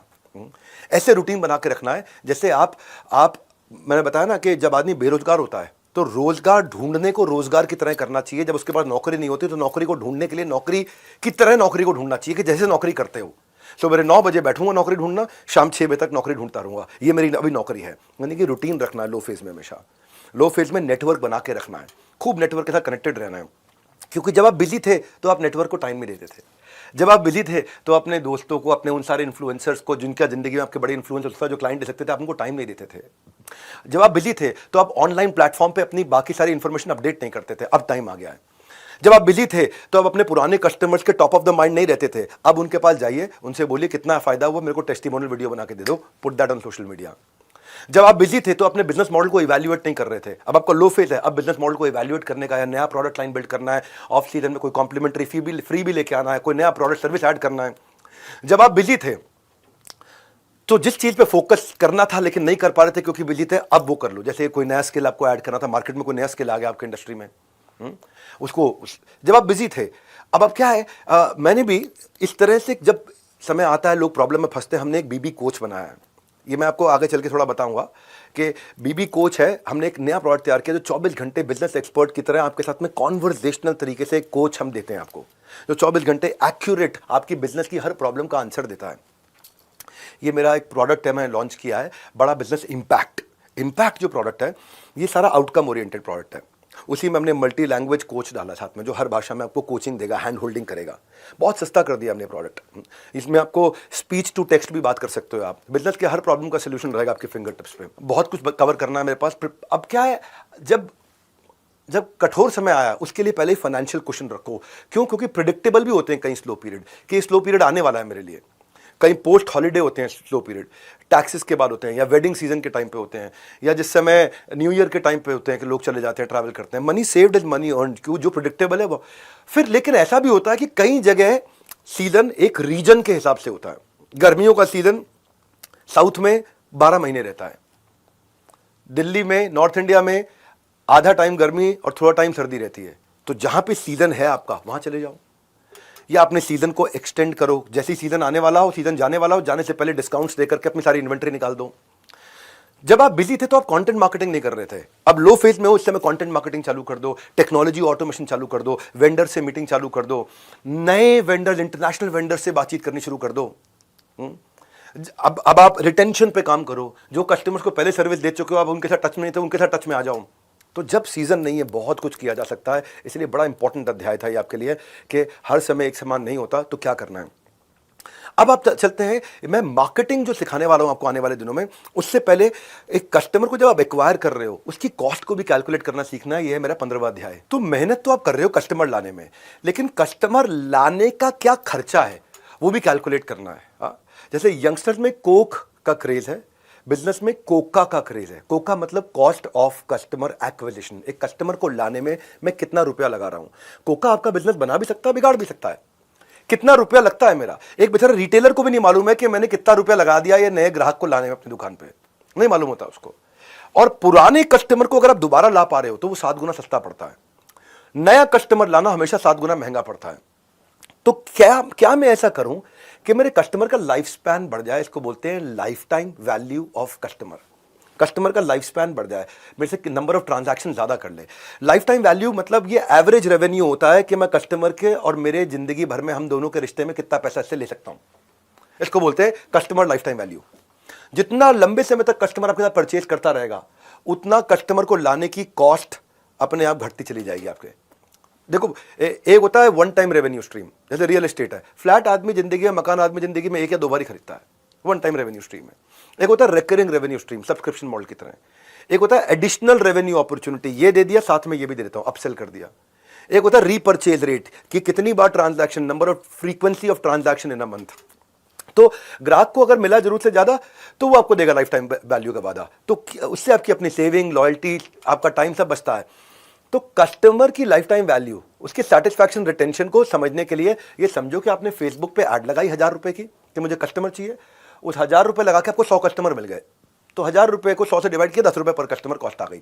अगर अब आपने वो 10 रुपये में कस्टमर आया और आपसे वो 100 रुपये का माल लेके चला गया जिसमें आपका 20 रुपये का प्रॉफिट था, तो कस्टमर को लाने का खर्चा प्रॉफिट से कम था, धंधा चलेगा। लेकिन कस्टमर को लाने का खर्चा का प्रॉफिट से ज्यादा है तो धंधा मरेगा। जब भी कोका लाइफ टाइम वैल्यू से ज्यादा है बिजनेस फेल, जब भी कोका लाइफ टाइम वैल्यू से कम है तो बिजनेस सक्सेस। सो कोका अगर आपका, आप यही समझना है आपको कि ट्राई मारना है कि हमेशा कोका 1:3 चले। लाने में लगे 1 रुपया, मिले मुझे 3 रुपया। कोका को कम करके कम आप ला सकते हो अपने धंधे में दम। तो अभी आप सोचो ना कि ऊबर प्लेटफॉर्म है, अमेजॉन है, स्विगी है, इन लोगों ने बहुत खर्चा किया कस्टमर को लाने में, करोड़ों रुपए की एड्स करी, करोड़ों रुपए की एड्स करके कस्टमर आता था, इसमें उनकी कमाई नहीं होती थी। पर आज कमा रहे हैं, क्यों? लाइफ टाइम वैल्यू है। आप स्विगी से 1 बार 2 बार मंगा लो ना तो आपको आदत पड़ने लग जाती है स्विगी। आप ऊबर को 1 बार 2 बार 4 बार यूज कर लो तो आपको लगता है ऊबर आ जाएगी। आपने अगर अमेजॉन पे 2 4 5 बार शॉपिंग कर ली ना तो आपको लगता है बड़ा इजी हो गया, लो अमेजॉन दबाओ अभी आ गया सामान। तो ये ब्लिंकिट फट से सामान आ जाता है घर पे।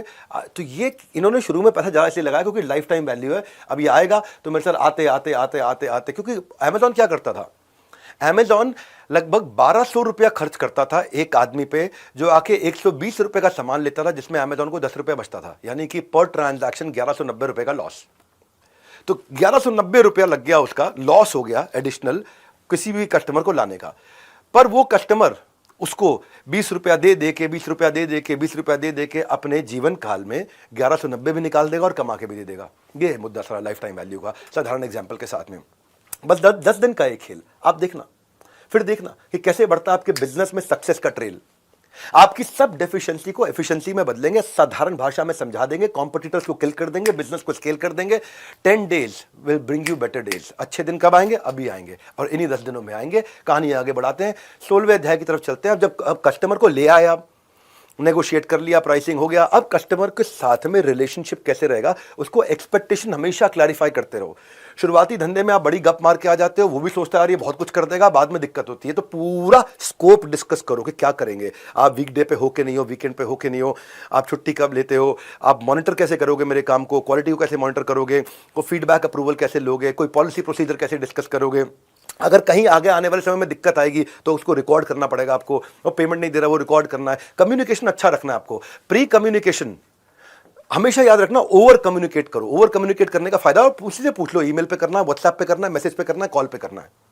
और अगर क्लाइंट कहीं अपसेट है तो उसको अपने इमोशंस निकालने दो, आप आउट ऑफ कम्युनिकेशन मत जाओ उसके साथ में, क्योंकि वही एक बॉस है, कस्टमर ही आपका एक बॉस है।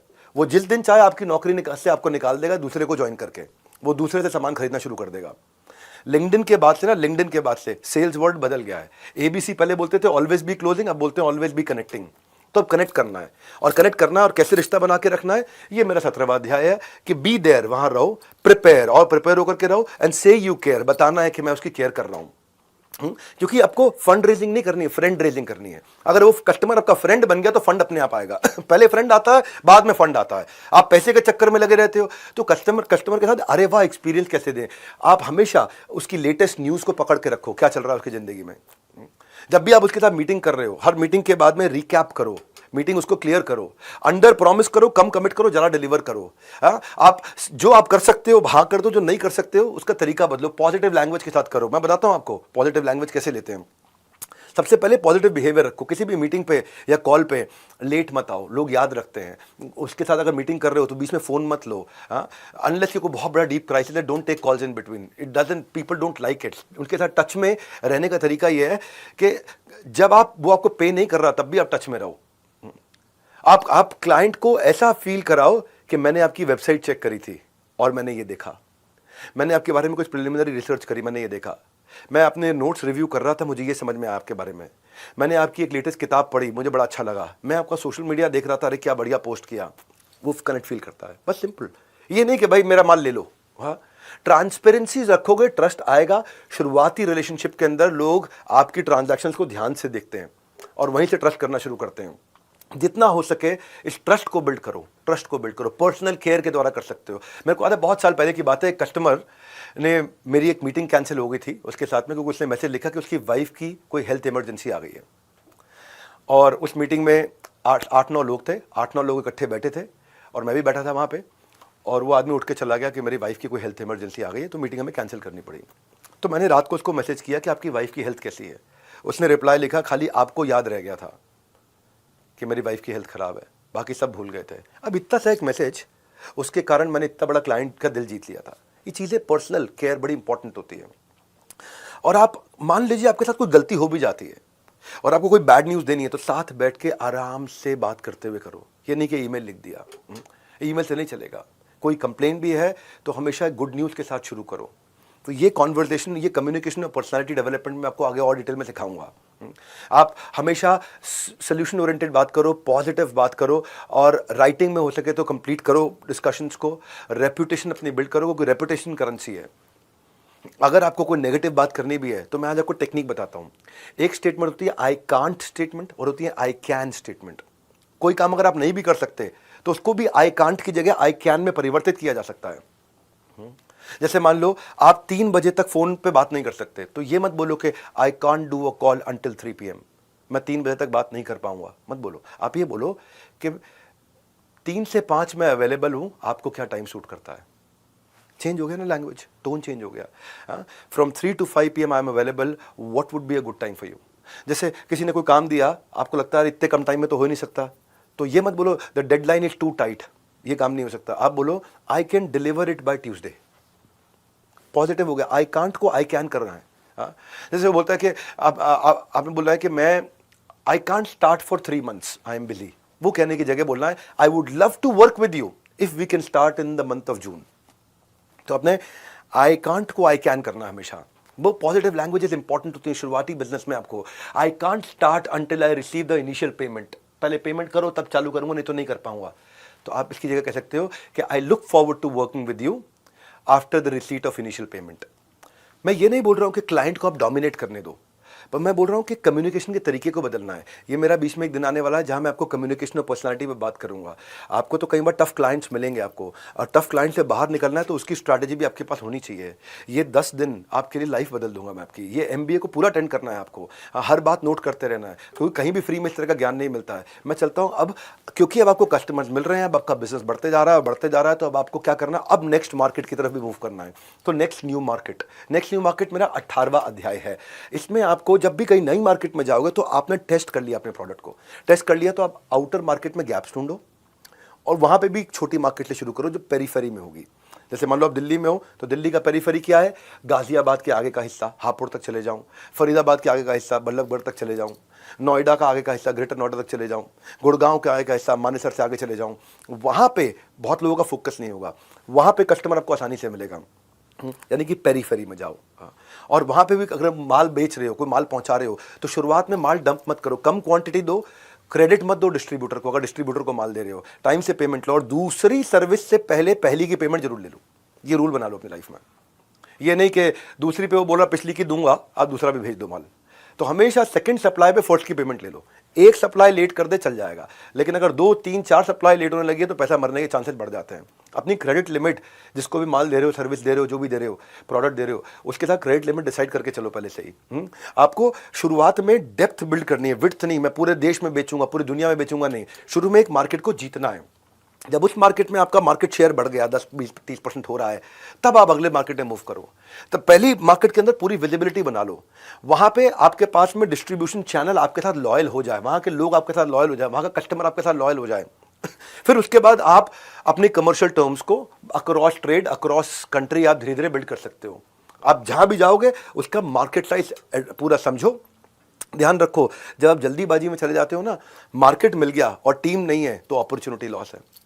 और कई बार हम क्या करते हैं, मार्केट ठीक से मिली नहीं, टीम पहले ही हायर कर ली, तो कैश लॉस है। मार्केट जब मिल गई, टीम नहीं है आपके पास, अपॉर्चुनिटी लॉस है। मार्केट आपको नहीं मिली लेकिन टीम पहले ही हायर कर ली, यानी कि कस्टमर आपको नहीं मिला, टीम पहले हायर कर लिया, तो कैश लॉस है। तो इसका बैलेंस करना है। नए की पहचान कर, बेहतर से बेहतर का अनुमान कर मेरे भाई। नेक्स्ट न्यू मार्केट जो है ना, आप पहले फोकस पायलट मार्केट में सफल नहीं है तो नहीं जाना। पहले बिजनेस खड़ा करना है, बाद में बड़ा करना है। पहले देखना है आपको कि ये सफल हो गया, अब मैं देखता हूं अगली मार्केट की अपॉर्चुनिटी साइज क्या है। और मेरे पास 3 चीजें हैं, टीम, टेक्नोलॉजी और ट्रेनिंग। अगर मेरे पास टीम ठीक है वहां पहुंचने के लिए, मेरे पास टेक्नोलॉजी जिससे मैं ट्रैक और एफिशिएंसी कर ला सकता हूं, और ट्रेनिंग पूरी दे दी है ताकि वो माल जाकर के बेच के आए, तब आप नेक्स्ट न्यू मार्केट में एंटर करते हो। और इसके लिए फोकस पायलट मार्केट में सफल होने के लिए आपका कोर अब आपको मिलना शुरू हो गया है। आपका एक्सपीरियंस आ गया फोकस पायलट मार्केट में कि आपका कोर क्या है, कस्टमर आपके पास क्यों आ रहा है, वो एक सिंगल चीज है जो आपकी कंपनी को आगे बढ़ा रही है। वो एक चीज क्या है आपके पास ऐसी जो आपको प्रोटेक्शन देती है आपके धंधे में, जिसके चक्कर में आपका उधार पे या डिस्काउंट पे माल बेचने से आप बच के निकल आए हो। वो क्या चीज है जो आपने फोकस पायलट मार्केट में सीखी है, अब उसको मल्टीप्लाई करके जाना है। कोर ये वो एडवांटेज है आपका। कोर क्या होता है? ये वो एडवांटेज है जो आपको हमेशा कंपटीशन से आगे रखने वाला है। उसको फोकस पायलट मार्केट में एक्सपीरियंस करके निचोड़ के निकालना है आपको। उसको बाहर निकाल के ले आओ कि ये मेरा कोर है, ये मुझे पता लग गया। स्टार्टअप की सक्सेस जो है ना वो कोर से निकल के आती है। यार ये मेरा कोर है, ये मेरी पकड़ में आ गया, इसके चक्कर में कस्टमर मुझे छोड़ता नहीं, अब इसको लेके जाऊंगा। ये था फोकस पायलट मार्केट का एक्सपीरियंस स्केल करने से पहले। कोर वो सीक्रेट सॉस है जो कॉन्सेंट्रेटेड तरीका है आपको डिफरेंशिएट करने का बाकियों के मुकाबले। कोर वो एक क्लियर स्ट्रेंथ है जो क्लैरिटी देती है आपके इन्वेस्टर को कि यार इसमें पैसा लगा दो। कोर फर्स्ट मूवर एडवांटेज नहीं होती, मैं सबसे पहले आया। Core first mover advantage, fast mover आएगा, फर्स्ट मूवर को खा जाएगा। कोर वो चीज है जिसके कारण आसानी से मार्केट बिना डिस्काउंट दिए, बिना उधार दिए मिलती चली जाती है। कोर कैसे बिल्ड करते हैं? 3 चीजें याद रखना कोर बिल्ड करने के लिए। अपने फोकस पायलट मार्केट के एक्सपीरियंस में आज के पहले दिन एमबीए में ये बता रहा हूं आपको फोकस पायलट मार्केट में कोर निकाल के उठना ही है, नहीं तो बढ़ाना नहीं है धंधा। आप तैयार ही नहीं हुए, आपके पास में प्रोडक्ट मार्केट फिट आप नहीं कर पाए डिफाइन। अब आप कहोगे यार मेरे को कैसे पता चलेगा कोर है मेरे पास में? 3 चीजों से पता चलेगा। कोर यूनिक होता है, केवल आपके पास है। कोर कस्टमर के लिए बहुत इंपॉर्टेंट होता है, और कोर वो होता है जिसको आप ग्रो कर सको। अब 3 चीजें क्या हो गई, ध्यान रखना, इशारे से करता हूं, अपने एक्शन से समझाता हूं। कस्टमर के लिए वैल्यूएबल, कंपटीशन के लिए इनइमिटेबल, कंपटीशन कॉपी नहीं कर पा रहा, और मेरे लिए scalable, VIS, valuable, inimitable, scalable. ये 3 चीजें अगर आपने फोकस पायलट मार्केट में अचीव नहीं करी तो फिर आप बेकार है, धंधा ग्रो मत करो। केवल डिस्काउंट और उधार के साथ में बढ़ते रहोगे, मार खाते रहोगे, एम्प्लॉय छोड़ के जाते रहेंगे, कस्टमर छोड़ के जाते रहेंगे, लाइफ टाइम वैल्यू आपकी आएगी नहीं, धंधा नहीं बढ़ा सकते आप। और कोर हो गया अगर आपके पास में कोई कस्टमर के लिए बहुत वैल्यूएबल है, कस्टमर को चाहिए ही चाहिए, बहुत इंपॉर्टेंट है कस्टमर के लिए, वो हो गया वैल्यूएबल, कस्टमर आपको पैसा देगा, एडवांस में पैसा देगा। कंपटीशन के लिए इनइमिटेबल, यानी कि कंपटीशन इमिटेट कर नहीं पाएगा, आपको कॉपी कर नहीं पाएगा, आपको प्रीमियम मिलेगा। आप 100 रुपए की चीज सब 110 में बेच रहे हैं, आप 130 में बेचोगे और कमांड करो मार्केट को। और मेरे लिए स्केलेबल, क्या मेरे पास टेक्नोलॉजी टीम और ट्रेनिंग है कि मैं इसको स्केल करके लेके जा सकूं? ये VIS आज का पकड़ लो, how to start a startup में फोकस पायलट मार्केट के अंदर आपको अपना VIS उठा के ही जाना है, आगे निकाल के ही जाना है। इस पे समय लगाया मैंने पूरा।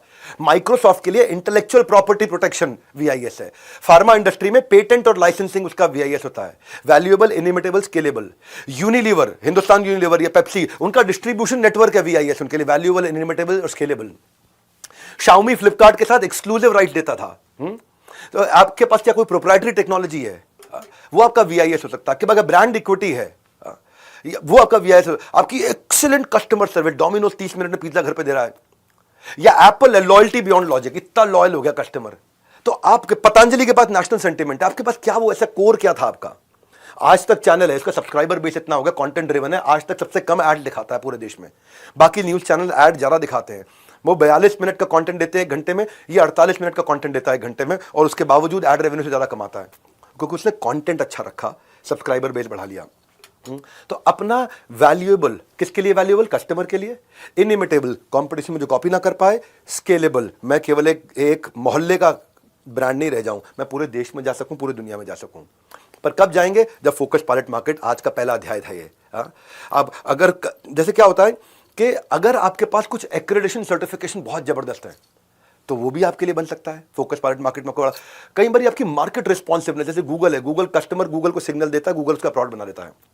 कभी कभार पर्सनालिटी भी एक ब्रांड होता है, जैसे doctor Vivek Bindra, personality. Business coaching में आज हमारा बहुत बड़ा नाम हो गया है, क्या है वो भी मेरे लिए वैल्यूएबल, इनइमिटेबल, स्केलेबल हो गया है, क्योंकि कस्टमर को बहुत वैल्यूएबल लगेगा, इनइमिटेबल है, हर एक बराबरी कॉपी नहीं कर सकता आसानी से, और हमारे लिए स्केलेबल है। तो अब जब तक आपका कोर फोकस पायलट मार्केट में नहीं आया, आपको स्केल नहीं करना है। हमारी अपनी कॉम्पिटिटिव पोजीशनिंग को क्लियर करना है। बड़ा बिजनेस मेरी कंपनी का नाम है, और कंपनी का नाम ही बिजनेस बड़ा करना कॉम्पिटिटिव पोजीशनिंग है।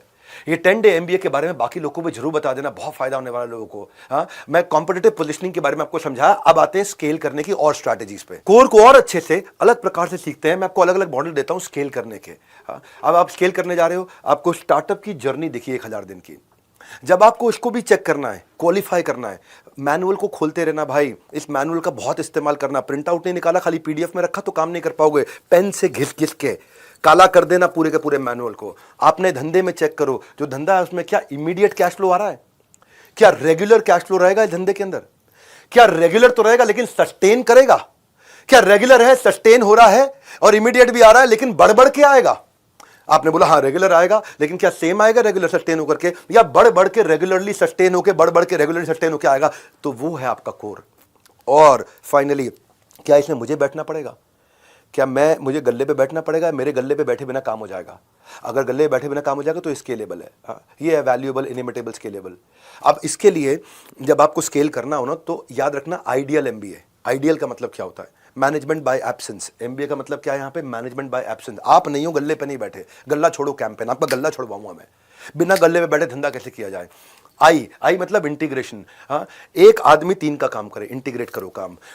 डी मतलब डेलीगेशन, सारा काम खुद नहीं करना, जो आपका 60, 70, 80% भी आपकी क्वालिटी का कर दो, उसको डेलीगेट कर दो। ई का मतलब एलिमिनेशन, जिस काम को करके बहुत ज्यादा वैल्यू नहीं मिल रही है आपकी कंपनी में, उस काम को डिलीट करना शुरू करो। ए मतलब ऑटोमेशन। जब आप टेक्नोलॉजी ले आते हो तो टेक्नोलॉजी 10, 20, 30 लोगों का काम अकेला कर सकता है, सॉफ्टवेयर 50 लोगों का, 100 लोगों का काम कर सकता है। और एल मतलब लिबरेशन। लिबरेशन का मतलब आउटसोर्स करना सीखो, जो आपसे अच्छा कर सकता है और आपसे कम खर्चे पे कर देगा उसको करने दो। तब आप स्केल करने की तरफ आगे बढ़ोगे। आपका क्रिटिकल रिपीटेबल बन जाएगा। जो क्रिटिकल काम होता था वो रिपीटेबल कैसे बन सकता है? यानी कि आपकी एब्सेंस में कोई और भी काम उसी क्रिटिकल काम को रिपीटेबल तरीके से अपने आप कर दे, आपकी वहां जरूरत ना पड़े।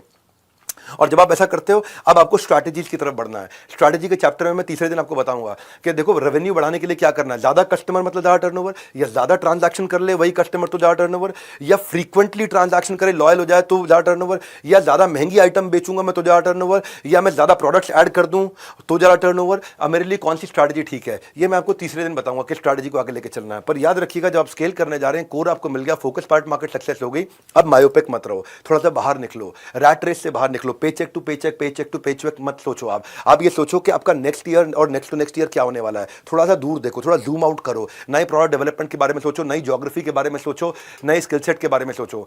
ये तो पहले दिन का किक दे रहा हूं, अभी आपको 9 दिन बाकी है, लंबी छलांग लगाएंगे, ग्रोथ का ग्राफ बनाएंगे, इनसाइड रूम होकर के भी आउटसाइड ऑफ द बॉक्स सोच और इमेज तैयार करेंगे, और 10 दिन इसके लिए एकदम काफी है। फाइनली मेरा 20वां अध्याय आज का, सोलोप्रेन्योर से एंटरप्रेन्योर कैसे बनता हूं मैं। अब आने वाले समय में जब आपका फोकस पायलट मार्केट ठीक हो गया, मार्केट समझ में आ गई, आपने प्रोडक्ट को पिच कर दिया, देख लिया कि अब एक्सपेंशन के लिए रेडी हो गए, कोर निकला, अब अपना प्राइस बढ़ाना शुरू करोगे। अब आप हाई टियर क्लाइंट को पास जाओगे, अब आप सिलेक्टिव हो जाओगे, ये काम लूंगा ये नहीं लूंगा। अब आप काम को सब कॉन्ट्रैक्ट भी करना शुरू करोगे, अब आप पैसिव इनकम स्ट्रीम्स बिल्ड करोगे। जिंदगी में वो बन सकता है बड़ा जो कि पहले से ही है तैयार खड़ा। इसीलिए जो पहला अध्याय था आज का बड़ा इंपॉर्टेंट था कि भाई मैं कब समझूंगा कि अब मेरा बिजनेस खड़े होने के लिए तैयार हो रहा है, जब कि मैं अब जोग्राफिकल एक्सपेंशन करूंगा। अब जब मैं एक्सपैंड करने जा रहा हूं तो मुझे क्या सोचना है, किन चीज़ों का ध्यान रखना है। मुझे ये देखना है कि मैं जिस मार्केट में जा रहा हूं वहाँ रिसोर्सेज हैं कि नहीं है, वहाँ रॉ मटेरियल मिल रहा है कि नहीं मिल रहा, वहाँ मैन पावर मिल रही है कि नहीं मिल रही। जहाँ मैं जा रहा हूँ क्या वहाँ मैं कंसोर्शियम बना सकता हूँ, किसी के साथ पार्टनरशिप कर सकता हूँ क्योंकि नया रीजन है। जहाँ मैं जा रहा हूँ क्या मैं वहाँ कहीं से बाजार से विदेश से कोई टेक्नोलॉजी ट्रांसफर अग्रीमेंट लेके आ सकता हूँ कि भाई टेक्नोलॉजी आपकी यहाँ यूज़ कर लूँगा, उसको किराया आपको दे दूंगा।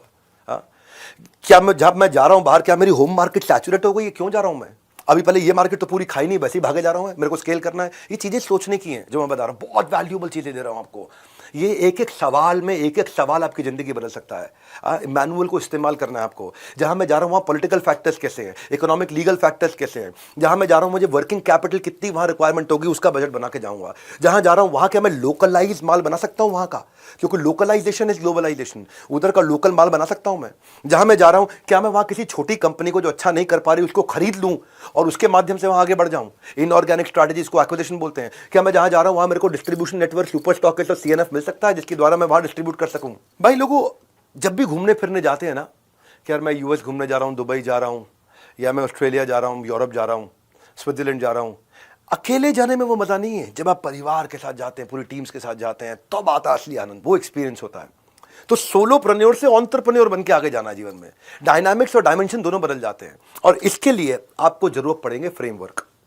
इस फ्रेमवर्क के बारे में आने वाले दिनों में बताऊंगा। मेरे बीबी इम्पैक्ट के बारे में 52 पावरफुल फ्रेमवर्क दिए हैं, जो मेरा नेक्स्ट प्रोडक्ट हमने लॉन्च किया है, जो मेरे लीडरशिप फनल के फ्रेमवर्क्स हैं, इंप्लीमेंटेबल आउटकम ओरिएंटेड है। और जो आने वाले मेरे दिन है, जो मेरा अभी मार्केट रिसर्च और प्रोडक्ट डेवलपमेंट का है, उसमें मैं कल बताऊंगा कि प्रोडक्ट की तैयारी कैसे की जाती है। अब एक एक टॉपिक को लूंगा। अभी सोलोप्रेन्योर से एंटरप्रेन्योर की जर्नी ली है, how to start a startup. अब एक एक टॉपिक लेते जाएंगे कि अब आप जो प्रोडक्ट तैयार करोगे तो उसकी डिटेल में जाऊंगा मैं, कैसे कंज्यूमर बिहेवियर कैसे है, थिंकिंग फ्रेमवर्क क्या होते हैं, लिटमस टेस्ट क्या होता है, बेट एंड हुक मॉडल क्या होता है, मार्केट रिसर्च कैसे करेंगे। जब स्ट्रैटेजी के दिन आऊंगा तीसरे दिन, तो वहां leadership in pipeline, score board, issue based strategy, scenario analysis, competitive collaborative strategy. इतना बढ़िया कंटेंट हिंदी भाषा में एग्जांपल्स के साथ में नहीं मिलता। ये पहला दिन था, पहला अध्याय, पहला एपिसोड। बस जो मेरे साथ 10 दिन का बिंज वॉच कर जाएगा, बिंज वॉच करते हो ना, बिंज वॉच कर जाएगा, बिजनेस के बॉक्स ऑफिस पे ब्लॉकबस्टर हो जाएगा। ना कैश, ना चेक, ना यूपीआई।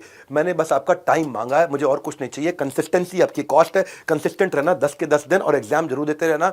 अभी के अभी एग्जाम दे दोगे तो अभी आपको फ्रेश है, याद रहेगा, नोट्स बना ले जाऊंगा। और डिसिप्लिन आपकी मेरे को फीस है, डिसिप्लिन की फीस चाहिए मुझे। लर्निंग का ये डोज जब लोगे आप हर रोज, तो आप अपने आप आगे बढ़ते चले जाओगे। हमारे साथ जुड़े रहने के लिए, इस MBA 10 डे MBA को ज्वाइन करने के लिए आप सबका हृदय की गहराई से प्रेम पूर्वक बहुत बहुत धन्यवाद।